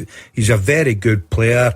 A loan for a season, I think it's a good bit of business for Rangers, so it'll be interesting to see how he does. Yeah, again, what it is, it's low risk for me. They're not paying a huge amount of money. I know there'll probably be a loan fee in there, but James Penrice knows the league, and that's the main thing. He understands what Scottish football's all about. He's played for Hearts over here at the highest level. He then went over to Greece. He's had a period of time over there, and by all means. I think he's done well over there as well. So I think it's a decent bit of business. It's certainly an area that needed somebody in, and I just feel as if it's a low risk one for Rangers. Reaction to that, please, and the potential new, or probable, we'll change it to new Scotland manager Sebastian Pocognoli. 01419511025. Let's go back to Tannadice first, though. Get a full recap of both teams and a further scene setter with Alison McConnell. Yeah, just watching Celtic go through their paces. Sean Maloney and Mark Fotheringham out there. Dundee United just out of the goalie coach just now, in Jack Walton just taking shots into him at the minute. Still the full team to come out. Tannadice just slowly filling up now. I watched Martin O'Neill suited and booted just doing a pre-match interview, so he's very much back and back in the dugout this afternoon. In terms of the game itself, there'll be a debut for fullback Kevin Chubuturo for Dundee United, while Celtic's newest additions Hassan Hassan and Mika Boer are both on the bench. And I'll just give you a run through those teams again. For Dundee United, it's 3 changes as Will Ferry, Dylan Tate and Daniel Benny drop out, so it's Jack Walton in goals, Joshua Rollins, Bert Esselink, Michael Forbes, Kevin Chubuturu, Vico Savells, Julius Iskeson, Emmanuel Agee, Jesse Randall, Lachlan Rose and Zach Sapsford up front. And on the bench for the Tannadice side it is Amisa Ayobu, Graham Mergem Kamara, Farrugia Yoro, Benny and Metsoko. For Celtic, 3 changes as well. Alistair Johnson obviously injured, and Arne Engels on his way to West Ham, and Kieran Tierney just dropping out with one eye, of course, on that huge mid-week game on Wednesday evening at Celtic Park, that Champions League qualifier. So it's Voljami Sinisilo in goal, Colby Donovan, Cameron Carter-Vickers, Austin Trusty and Liam Scales, Benjamin Nygren, Cal McGregor, Alex Oxlade-Chamberlain, Camilo Duran, Casper Hu and Yang. On the bench is Duhan, McCowan, Osmond, Bauer and Hassan, Hatate, Murray, Forrest and Tierney. The referee this afternoon is Stephen McLean, and our VAR is Greg Aitken. Any pre-match thoughts there? Celtic fans, will take them as well. 01419511025, whether it's just generally about the match or the lineups or the outgoing Arne Engels, the potential to see new faces. Mika Bauer, Hassim Hassan, they're on the bench. Not a lot of time left to get them minutes before the Champions League playoff, so perhaps you will see some of them today. Get your calls in, but Gillian is going to kick us off on the phones. Hi Gillian. Hi, thanks for taking my call. Pleasure. What made you call tonight? It was just regarding the new Rangers signing, James Penrice. I had been having a wee look into him, and I think it's quite a good signing. Desperately needing a left back, and he likes getting forward and helping deliver set pieces.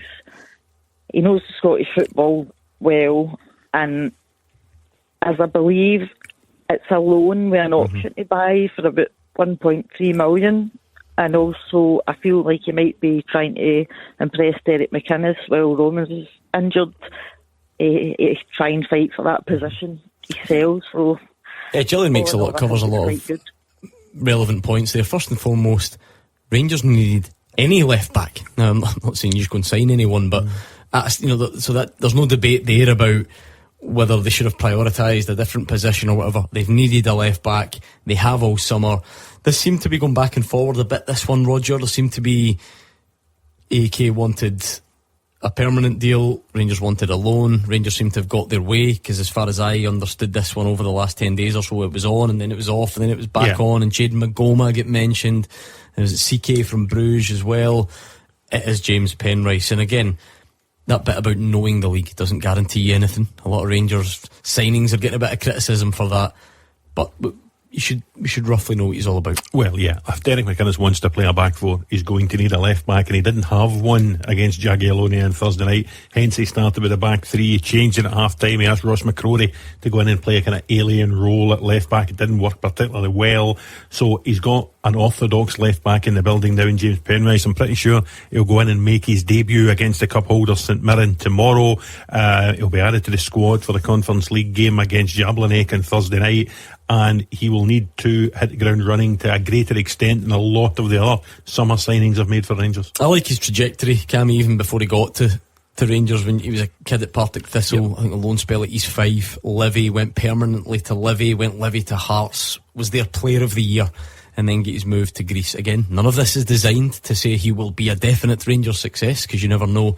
But I just like that. I like that trajectory. He's 27 now, and he's made it to one of our biggest clubs. Yeah, he's had a brilliant journey. And again, I played one when he was probably 17 at Partick Thistle, who's left back there for me when I was playing in goals for them. So he's a great lad. As you mentioned, his journey in Scottish football, and then to get to where he went to over in Greece, has been remarkable, because when he went to Hearts again, there was probably question marks, could he handle that level? He absolutely did. I think what he's got is he's got a really good engine, he's got a great left foot, he gets up and down that side, he's very competitive as well, so he's got all the attributes to be a good left back. And certainly, you know, when you look at games at Ibrox for Rangers, they'll have a lot of possession of the ball. He will get up and down. He can deliver the ball into the box. So listen, I really hope he does well. And it's going to have to start tomorrow. He will get thrown into the deep end, but sometimes that's the best thing. He needs to just start his Rangers career really well. We've mentioned before that a number of players that have played in Scotland haven't hit the ground running yet for Rangers. It's a massive game tomorrow. They all need to find their form. They need to win the game of football. I think when you look at the options that Rangers were branded about with, I think he fits the bill better. Listen, there's no guarantees, of course there not, because as much as I thought he was terrific at Hearts, you go to Rangers, and we've seen it before, it's completely different. The pressure, you've got to handle that. You've got to handle 50,000 people tomorrow, and a pressure pot that a game they have to win. He's already right into the pressure situation, because Rangers players have come under a bit of pressure. Do you feel a bit from there? Because yes, everybody's different. It's an entirely different scenario. But the Rangers fans right now, their mindset is clearly that having been good at Hearts doesn't mean you're going to be good for Rangers. Well, that's no James Penrice's fault. Lawrence Shankland is finding his way at the moment. Cammy Devlin maybe hasn't hit the ground running. But I do fear that some people they'll make that generalisation. Well, what happens usually, Gordon, it's a bit unfair, and Fraser mentioned it on the show today about, you know, don't panic, you've got to give people time. You know, he'll probably get judged as quickly as tomorrow. Yep. If something went wrong at Rangers tomorrow at Ibrox, and St Mirren went there and turned them over, he comes into that category as well. He gets branded a failure as a signing or whatever it may be. That's just what happens. It's a bit unfair on the lad, but he's getting into a situation where, as I say, out of all the candidates that Rangers were talking, he's 27, he's got that experience, he's played with Hearts at a real decent level, he's a very, very good natural left back for me that will get up and down. So he ticks the boxes for a lot of things, but the one box you cannot tick is the guaranteed box. So it's up to him tomorrow. I agree. I think Derek will go back to the back four and he'll be right in. Gillian, what comes next then? Are you getting a bit anxious about Rangers transfers, given that you still need to sign a striker, pulled out of the deal for the winger the other night, or do you think this does all come good in the next couple of weeks? There's so much pressure now, and this mentality of sacking managers because they're no winning games right away. But I think this might be one of the best moves that they've made in getting a left back. So I'm a bit more confident that they might be a bit better for the back. Can he be a serious threat to Tour Romans starting in that slot or not? Yeah, for me he can. Yeah. Again, what he's got to do is he's got the opportunity. So that's what he's got, is an opportunity. Rangers aren't firing on all cylinders at this moment in time. We've spoke about that for a long period since the start of the season. There's an opportunity for Rangers to turn this around tomorrow. They need to start tomorrow. He needs to have a good game. Again, being a winning team. Once you're in a winning team, if you can continue that, then there's no reason to change it. And I think Derek McInnes will see that. I think Derek McInnes is this type of manager that if he's got a winning team, he generally will stick with the players as long as they're fit. So it's an opportunity for James Penrice to put himself in that position to be the left back, and he'll want to do that. Listen, he won't be coming to Rangers to make up the numbers, absolutely not. He's 27-year-old, he'll want to come and prove a point, and he'll probably have eyes on potentially looking at, can he get into that Scotland squad, can he push himself into that? He's putting himself in an environment that potentially that could happen. Definitely. Listen, Tour Roman didn't start the season particularly well. He didn't start the way that spell in the springtime. So it'll be up for grabs. If he's out for 6 or 8 weeks, it lets James Penrice bed himself in. And if he plays to his capabilities, then yeah, of course it's going to be a challenge for Romans. The good thing is he's getting the opportunity, isn't he? You know, Rangers were certainly in the market to get a bit of cover for left back. Now, if he comes over and he decides, right, okay, I'll sign, he may have had to sit there for weeks upon weeks waiting for an opportunity to get in. He's thrown right in. I was going to say, it might sound a bit simple, but if he can stay more available than Tour Romans is, then he's got an advantage. Well, he's got a great start. Tour Romans is not always as available as Rangers would like him to be. I like him. I think he's a decent player. But to come over and not just sit on the bench and say, right, I'll wait for my opportunity. You're getting your opportunity right away. You'll get a few games under your belt. It's up to you now. You've got the jersey. The boys are right. If you're playing well and the team's winning, sometimes, especially a back four, if Derek's got to play a back four and they're looking defensively solid, which is a lot of work to be done going in recent weeks, but all of a sudden you keep yourself in there and you claim that jersey. I actually saw some stuff on social media suggesting Club Brugge were interested in Tour Romans. Rangers couldn't sell him as well, could they? No, absolutely not. I don't think that. No chance. Nothing in that. You're just back to square one if you do that, Gordon. You know, they needed a left back. They've got Penrice in with Romans. If you were to sell Romans, then as I say, you then need to go and get another left back. And also, a bit like Alistair Johnson across the city, I'm not sure Romans is in a position to pass a medical at the minute to go and sign for anyone. Perhaps a bigger question than transfers at the moment, though, Gillian, is will you win tomorrow? Will Derek McInnes finally get that first victory? I'm so hoping for it, because they're trying so hard, but he's not had the right players available. And defensively they have been shocking. But I'm hopeful if he goes back to a back four, then hopefully we can get a result. Something Nagel let the dog out. It's that time of the night. We'll let Gillian go. That is the kind of cliche goes. Rangers could stink the place out tomorrow, but just win the game, move on, buy yourself an extra couple of days before it all rolls round again. But also there is cup progression attached to it, of course. There are so many comparisons between the way Rangers started last season under Russell Martin and the way they're starting this season. I go back to, I think it was a League Cup game at home to Hibernian this time last year, and Rangers weren't very good, but they managed to scrape through. I think maybe Miovski got a goal late in the game. The thing is, though, Rangers had won some European qualifiers in amongst this last Victoria Pilsen, etc. And Panathinaikos. Yeah, and get through. So Derek is just desperate for a win. 4 games without a win so far as Rangers manager. He needs to get that monkey off his back quickly. He needs to be in the draw for the quarter-finals, and then he needs to put away Jablanek over 2 legs. All 5 European sides have called off their games next weekend so they can focus on those European ties. He needs to beat St Mirren tomorrow and get through against Jablanek to continue European group stage football. Yeah, I echo what Roger's saying there. I think it's unthinkable for him to go tomorrow and get knocked out of this cup.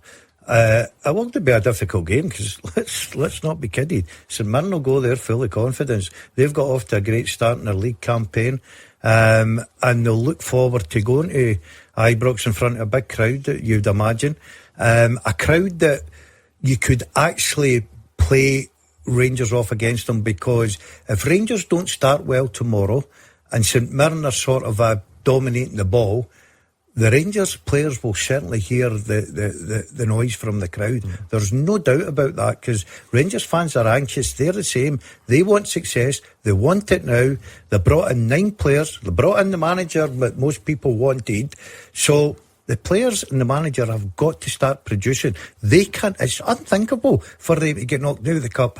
You wonder if it'll be quite flat to begin with anyway. We mentioned it earlier, look, there's a financial reality that you need to go and buy extra tickets for League Cup games at this stage in the season. Your enthusiasm to do that is damaged when the team doesn't play well. You know, it kind of goes hand in hand for a number of clubs. Yeah, it didn't hold Aberdeen back today. No, it didn't hold Aberdeen back. Listen, the Rangers players have got a job to do on the pitch, no matter how many fans turn up at Ibrox tomorrow, hopefully, and I'm pretty sure there'll be a lot of them still will turn up and support the team and get behind them. I think what might play into Rangers' hands tomorrow is the fact that St Mirren will come and fancy having a go. So they'll be open and expansive, so it'll be interesting to see. Thank you very much to Gillian. We're going to speak to Andy and Airdrie soon, but Craig in Moodiesburn just sneaked in front of him. Craig, you're a Rangers fan. How would you sum up your mindset with all this stuff at the moment? Good evening, guys. How you doing? Sorry, I sound like my pet shop at the moment. Birds are absolutely mental in the background. Sums up my season so far. But no, I was saying to the producer there, the lady, I was saying I've had not so much arguments with people today, but people that go on my sports bus are basically not going tomorrow. It's not due to it's a cup game. It's just the way it is, you know. And I know you can take these kind of podcasters and people like that for what they're worth, but there's a lot of negativity about Rangers this weekend, understandably so. And for me, what's really alarming is we're going down the route now of blaming the board. The board members, for me, are not the problem. Andrew Kavanagh is not the problem for me, because the guy's probably, in my opinion, he's failing as he's listening to a lot of maybe not fan media, but he's listening to a lot of probably fan media is correct, actually, sorry. He's listened to that since he's come in, and he's almost acting like, it sounds mental, right, because he's obviously American, he's got no ties to Rangers, whatever, but he's acting and he's doing everything that you'd expect someone in position of power Rangers to do. He went and got Derek McInnes. Everybody in the summer was saying Derek McInnes was a no-brainer. The behind closed doors games, everybody was ranting and raving about Dan Neil, Ross McCrory, Shankland. All these guys were no-brainers, allegedly. So for people to come on and start saying the board haven't backed managers, listen, I mean, you can level as many complaints to the board as you want, but the one thing they have done is back managers. They backed Russell Martin, they backed Danny Rowe, and they backed Derek McInnes. Now, Derek McInnes said he had the final say on all signings.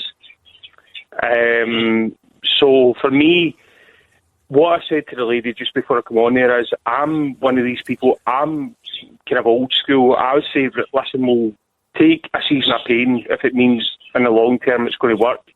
We've done that with Gerrard, and for me, a lot of people are having knee-jerk reactions, and it's what is it they say, PTSD or whatever, I don't know, from the last few seasons. I completely understand that, and I understand guys not going tomorrow, but at the end of the day, your club's your club. You support it no matter what. You don't give up on your football club. You support it through good times and bad times, and we're going through a really bad time at the moment, and this Rangers side, whether it's Russell Martin, Danny Rowe, Derek McInnes, whatever, it's pre-Gerrard-esque in terms of the personnel that's on the pitch. They're not good enough. But there's a couple of shining lights. Jota, for me, is a shining light.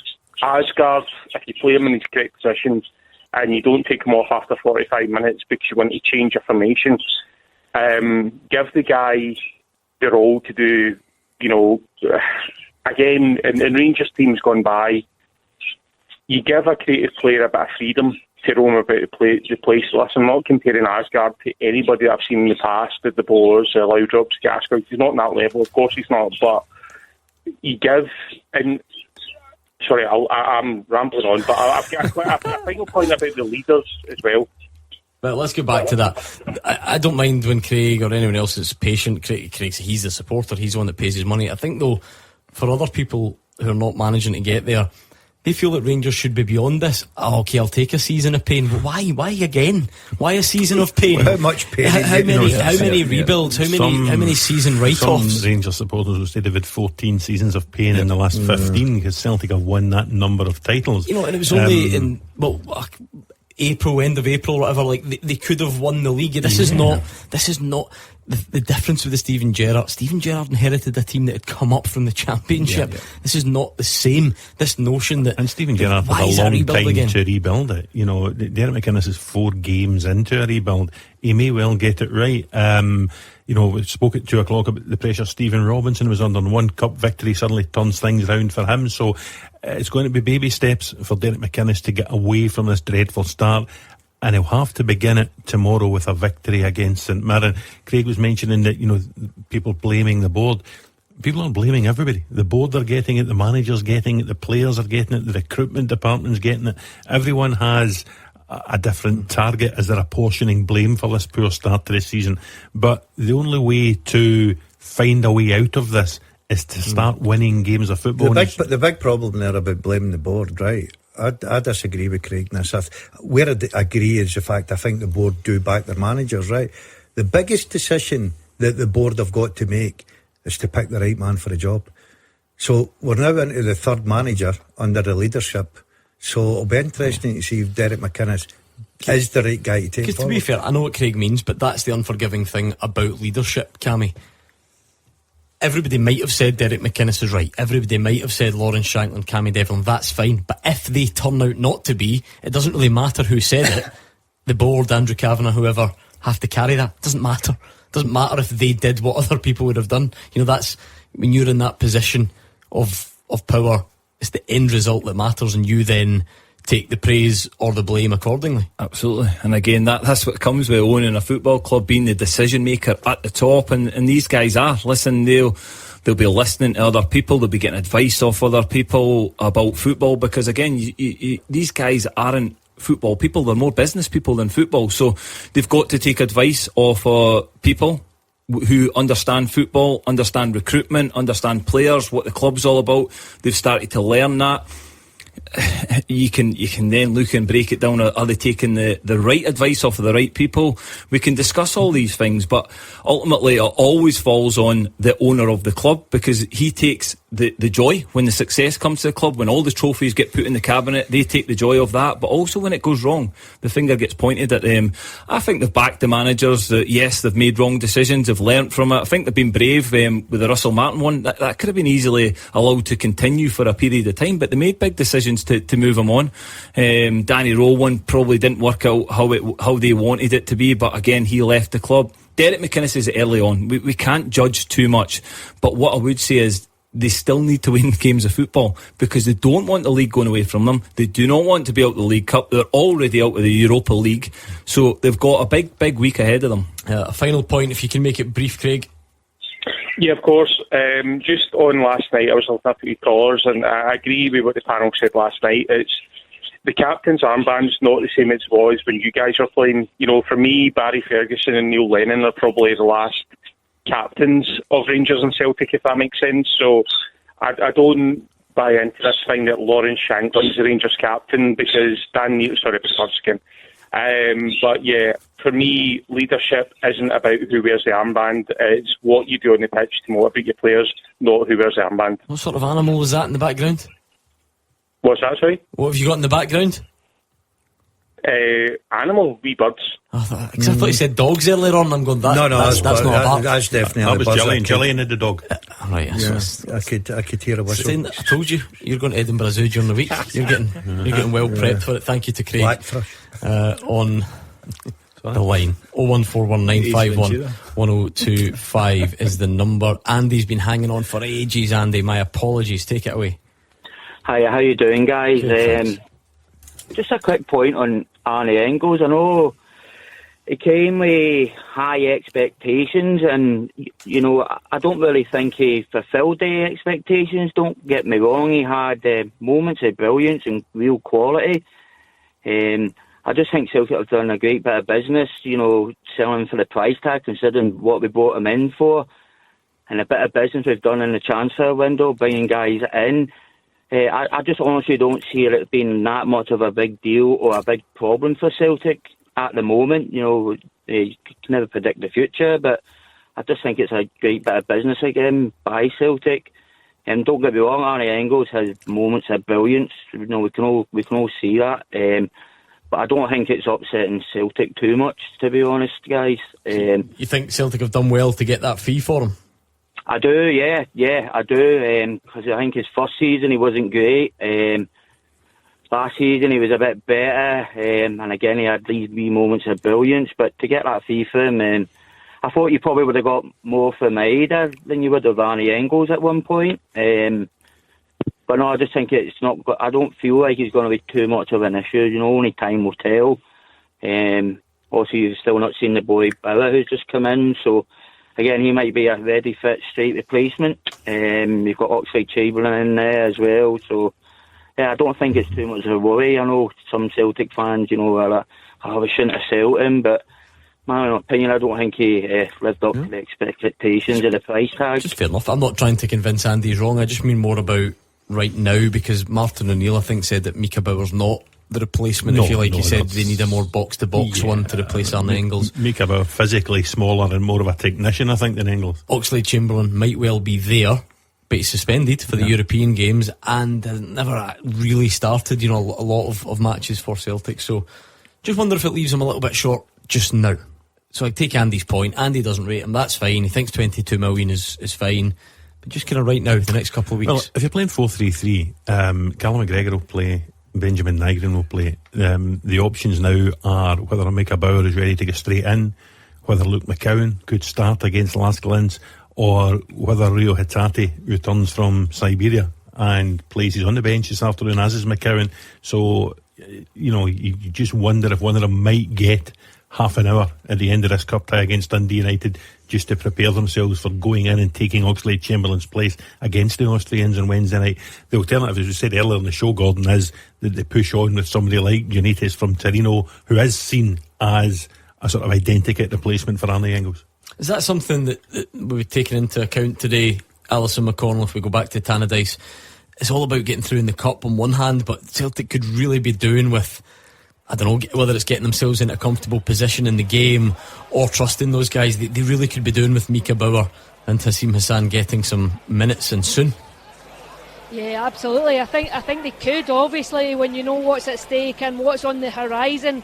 But I do think first and foremost it's probably about not getting too far ahead of yourself from a coach's perspective. I think they'll want to negotiate this one without any bumps in the road, and I don't think they'll take any unnecessary risks in introducing players into the team if they're not very comfortable within the game. But absolutely it would make sense to give them a bit of time and a bit of game time then before obviously Wednesday night's game, and the magnitude of that one, what's at stake for it financially is absolutely enormous in Wednesday night, and they will need these players to make a contribution. I think Bauer, from what I'm told, Bauer is slightly maybe ahead of Hassan in terms of fitness, but interesting to see if either of them come in and make any kind of impact as the day goes on. I heard Roger there just mention Hatate coming in from Siberia. It was that game here at Tannadice a couple of months ago, and he really barely featured since then. That mistake that cost a second goal here, and he truly fell out of the picture.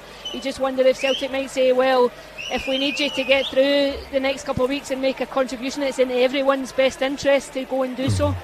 Celtic don't get much wrong with the outgoings. They always seem to get the fees and move on right to Engels would be a good example.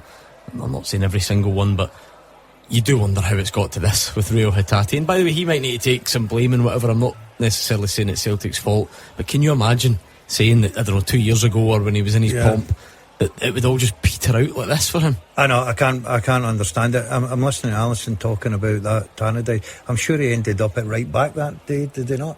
He was right out of position. Look, I don't know what happened to him. I think a lot of Celtic fans jumped on the bandwagon. He doesn't want to be here, he wants to leave, and then his form just went back and back and back, and all of a sudden he disappeared. Not just right. When I heard his name today, I was very surprised that he was actually in the squad. But look, the one thing you know about him is if you get him fit, if you get him playing, he's a terrific football player. Right, in the right frame of mind, he's a terrific football player. Can you then, if you had to in this Champions League game, get him fit by then, or get his what must his mindset be like? Put it this way, my mindset would be quite simple now. I've not had a queue of people coming and take me out Celtic Park. Yeah. So if I get the opportunity, sure. You've got to showcase yourself now to say, this is the player I am. So it might be a win-win situation if it's forced upon them. It's a shop window situation, isn't it? Do you know what I mean? If he But gets then the if the opportunity, fitness is lacking, or the sharpness or whatever, it's match time. But again, we don't expect him to play a full game. You're expecting maybe to get a 30 minutes, 35 minutes. Can a player do that? Absolutely, for me. And again, what he's got the experience of big games. He's played in a lot of big games for Celtic, under pressure as well. He can handle that. It's just about him getting the right mindset. And I agree with Daz. Listen, he needs to reset his mind and think, do you know, if I do want to leave Celtic, I need to play well. He's a terrific player. He's a fantastic player. And again, it's just getting that mindset, you know, listen, if I get the opportunity, let's play well between now and the end of the window and let's see what happens. Let's hear from some managers before we go back to Tannadice for kick-off. Neil Lennon is not happy. Put out the cup by lower league opposition in Ross County at home. We talk about it continuously, about starting the game well and earning the right to play. And we did none of that. Didn't start the second half well. We're making 3 changes and we concede. And the manner of the goal sums us up. People falling over and not picking up in the ball. It was awful. The attitude or the mentality today was poor. And this is cup football, and if you're not right, you get done. County deserved, you know, to be one up at least, you know, with the start that they made, because we didn't match it, or we didn't want to, you know, get to the ball or play with energy. But the last half hour we were very, very good and should have won the game. But then we got sucker punched, because when you give the opposition oxygen, you know, you keep them in the game, and that's what happened. So I've got problems both ends of the pitch at the minute, and it's been rankling with me since the start of the season. But that performance is unacceptable. Yeah, I'll look at Brian Graham, and he showed my centre forwards how to play the centre forward. He's 38, Brian, but he gives everything every time he's out on the pitch, and maybe that's why he's playing so well. No, don't tell him that. But it's good to hear from a passionate Neil Lennon, one way or the other, whether he's a good mood or a bad mood. Always great value. We will go back to Tannadice for kick-off, because we're working through the line-up for the next round of the League Cup. Killie are in it, Aberdeen are in it, as you've just heard, Ross County. Will it be Dundee United or Celtic? We'll start to find out next. Tombola presents a winner every second. There are so many winners on Tombola. My friend Carol won a tenner doing squat thrusts at Pilates. Even my hairdresser's chiropodist won. Yep, you could be one of over 100,000 players winning every day on Tombola. Tombola. More games, more fun, more chances to win. Download the app and play now. Terms apply. 18+. GambleAware.org. A red light becomes a moment to breathe. A coffee run, a kick of momentum. A wrong turn turns into an adventure, while a song becomes your soundtrack. From the driver's seat of an LBX, even the most ordinary of days can feel that little bit extra. The award-winning Lexus LBX self-charging hybrid. Find the extraordinary in the everyday.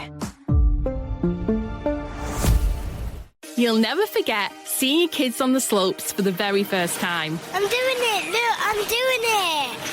Get that feeling and so much more with Crystal Ski Holidays.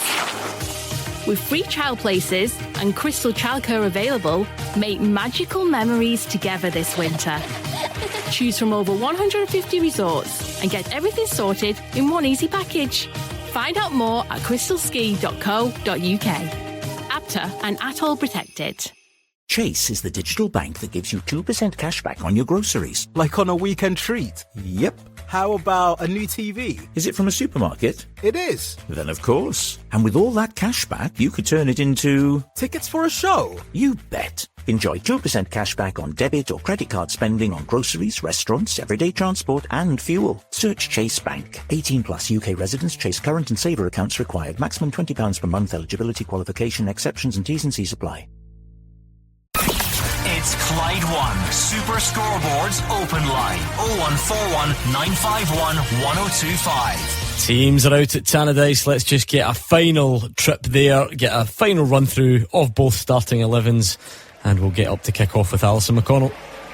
Yeah, just a few minutes away from kick-off here in the sunshine at Tannadice. The Celtic fans singing the name of Casper Who as the teams come out of the tunnel. A very full Celtic end. They've taken up both stands here at Tannadice, although plenty of empty seats in the home section. We'll see if that has any impact as this game gets going. But just to give you a quick run through the teams again for Dundee United, it is Jack Walton, Joshua Rollins, Bert Esselink, Michael Forbes, Kevin Jubatura, Vico Seville, Julius Eskessen, Emmanuel AJ, Jesse Randall, Lachlan Rose and Zach Sapsford. On the bench, It is Amisa, Ayobu, Graham, Mergame, Kamara, Faruji, Yoro, Benny and Mitsoko. And for Celtic, plenty of changes from that team that blew Kilmarnock away at Rugby Park last Sunday. I said it was 3 earlier, it's actually 4. We've got Viljami, Sinisalo in goal, and then it's Colby Donovan, Cameron Carter-Vickers, Austin Trusty and Liam Scales, Callum McGregor, Alex Oxlade-Chamberlain, Benjamin Nygren, Sebastian Tonetke, Casper Hu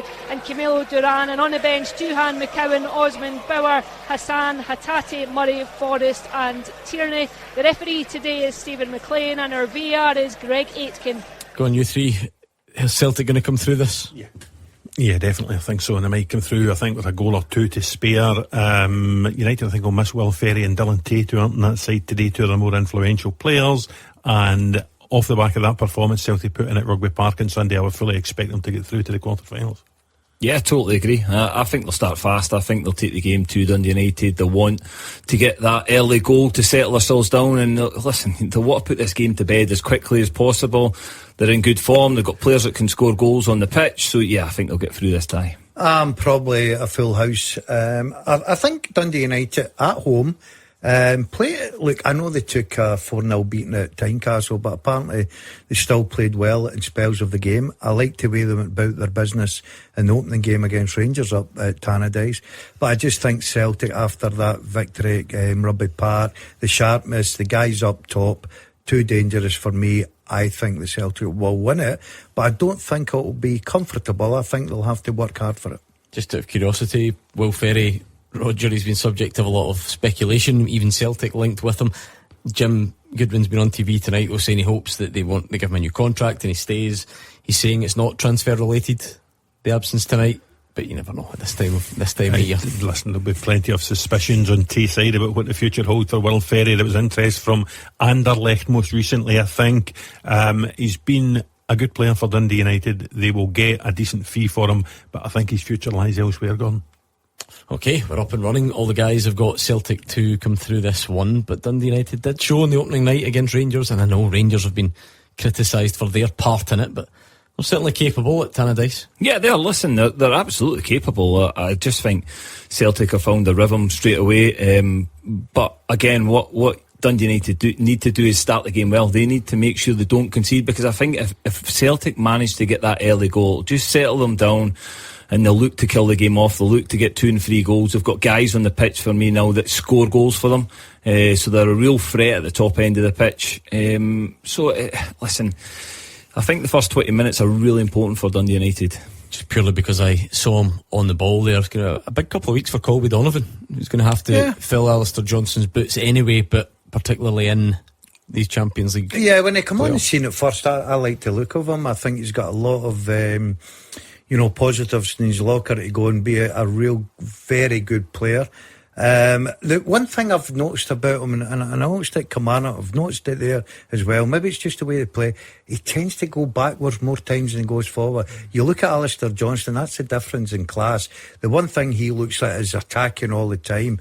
Look, he might just settle into that right back position. It's a big game for him this afternoon. I look at Dundee United.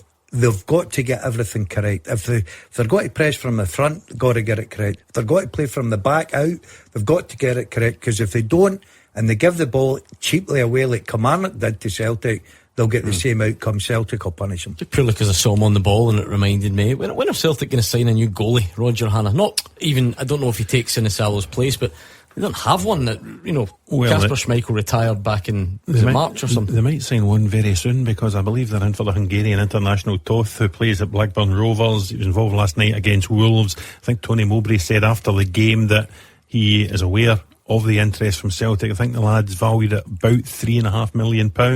So I would suspect if Celtic are paying that to get a goalkeeper in, he's not coming in as backup to Viljami Sinisalo. He's coming in very much as competition to Viljami Sinisalo, with a view to being Celtic's number one. Would be a few box of Revels in there for a sweetener. I was just going to say, tell me you've seen the video of Tony Mowbray. Brilliant, isn't it? Talking about his favourite chocolate. Yeah. He talks like it's a he talks like it's a football team. He's talking about, what about he's got something like 400 boxes of family pack Revels in his garage or something. This guy is The look in Cammy Bell's face tells me he's not seen this video. No, you need to see it. You'll see it on social media. Okay. It is brilliant. You surprised, Cammy, that they don't have anyone in yet? Not, like I say, I'm not trying to make out that it's pressing, that Sinisalo needs replaced or anything like that, but just the fact that it was the most obvious area that Celtic needed. Kasper Schmeichel was no longer, so they've kind of had all that time to try and bring one in. Yeah, he dropped out obviously even before the season ended, you know what I mean? So yeah, I am really surprised whether they've missed out on targets that we don't know of, that they potentially looked to try and get in and it didn't happen, but certainly they need to get somebody in the building. I think you look at the boy that Roger speaks about, the Hungarian internationalist. He's got a decent pedigree. They're paying a decent amount of money, so it's certainly somebody that's coming in as competition, if not to be number one. But it's not desperate at this moment in time, but certainly needs to be addressed before the end of the window. Prediction time in that position, do you think, you with Roger, is that a new number one, or is that still up for debate? Because I know Roger's saying that fee, it's not a massive fee. No. £5 million for Barkas. Again, it's difficult. I've not seen enough of him to make comment on. But I think when you're looking Dundee United have given it away. Kasper Hu's in the box, but it's well snuffed out and actually ends up being a goal kick rather than a corner let off for the hosts. I think when you're looking at that sort of fee, he'll certainly be coming into the club expecting to challenge, if not get an opportunity at being number one. Sinisalo hasn't done a great deal wrong. I don't think he's a goalie that, you know, you hang your hat on and say he is a number one yet. He's only young. He's got a bit of time to get that to that level. But it's probably good competition to come in. That was a let off for United. Gordon totally robbed, and Kasper, who raced into the box, but he just showed too much of it to the defence. That's an example of what I was trying to say, Gordon. If you're going to play out from the back, do not give the ball away cheaply, because all of a sudden, if Kasper Hu had got that right, Dundee United could have been easily 1 goal down. I like the way Jim's went about it this season. He's trying to play from the back. He's trying to get his back men to take more responsibility, play through the lines as the modern day footballers do. But as I keep saying, you watch Kilmarnock trying it, brave, and they get absolutely battered last week at Rugby Park. But you've just got to be careful, especially what's in front of you here. You also need to, a lot of it becomes about good decisions, Roger, though. There's nothing wrong with the idea, but when you go and do it, the Dundee United defence, that's the problem. It's not that playing out from the back is some sort of reckless. You know, when a manager says play it out from the back, he trusts the defenders to make the correct decisions, as you're talking about. Sometimes you just need to shell it 60 yards if you can't play it out from the back. The playing out from the back is a preference, but I don't think it's a be-all and end-all, or it certainly shouldn't be, Gordon. Up the other end, Dundee United are trying to stop Celtic doing just that. It's not been entirely comfortable for them trying to get out either at the moment. Yeah, you've got to be brave. Sometimes, as the saying goes, if you're going to miss a bus, miss it running. For it, but you've got to. Is that a saying? Yeah, that's my saying now. Yeah. Right, can you run that past me again? If you're going to miss the bus, miss it running for it.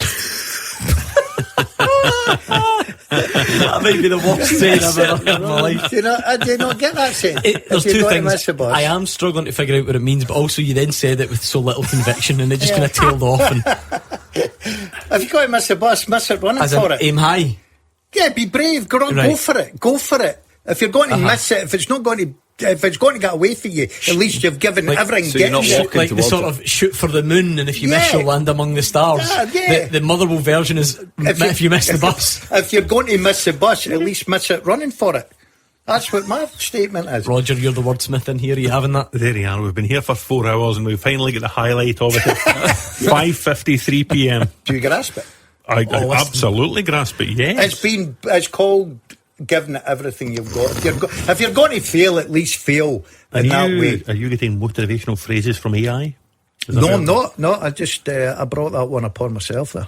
See, when we move to our new city centre location and leave Clydebank, are you going to be running for the bus to get there? I'm going to miss the train. At least I'll miss the train running for it. You're going to go public transport to get it? Yeah, I hate public transport. I thought you were... I'm going to get a train, but I don't like it. Especially trains. See the people that train, the door spotters, the ones that try and guess where the doors are going to stop. They do my head in the train. They really annoy me. I give you 3 shows of coming in here on the train, and you'll be doing the same.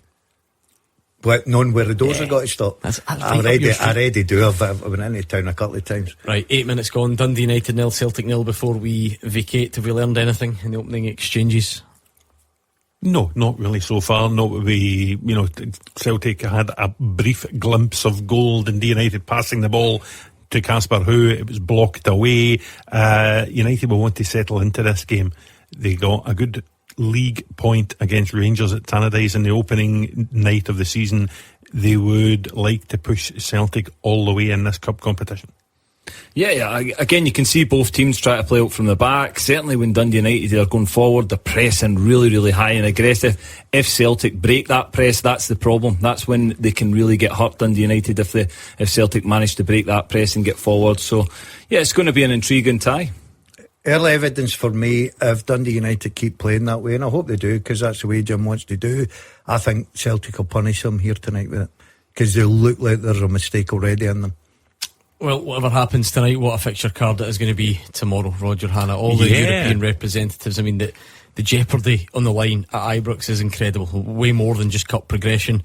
Motherwell might be knackered after their brilliant efforts, and can Marvin Bartley's Stenhousemuir take advantage? If there is to be a shock, is it the Maryhill Entertainers taking on Hibs? There's a lot to look forward to. Good games wherever you look. The pressure will be on Rangers and Derek McInnes at Ibrox against the holders St Mirren.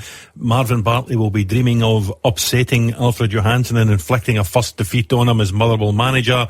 Hibs and Hearts are big favourites at home to Partick and Inverness. But you just never know the way the Maryhill Magyars and Mark Wilson and Alec Ray are going at the minute. Could that be where the surprise is? Well, as you can hear, we are almost out of time. Thank you so much for your company this afternoon. A final Celtic set piece potentially to leave you with. Casper Hu and Liam Scales having a word with each other, coming up with a game plan. Trustee and Carter Vickers in there as well. Probably got time to stay with it before we bid you farewell and hand you over to George and the GBX. It comes to absolutely nothing, and on we go. So George is up next. He'll keep you entertained, and Andrew McLean and the team are back tomorrow afternoon to take you through Sunday's action.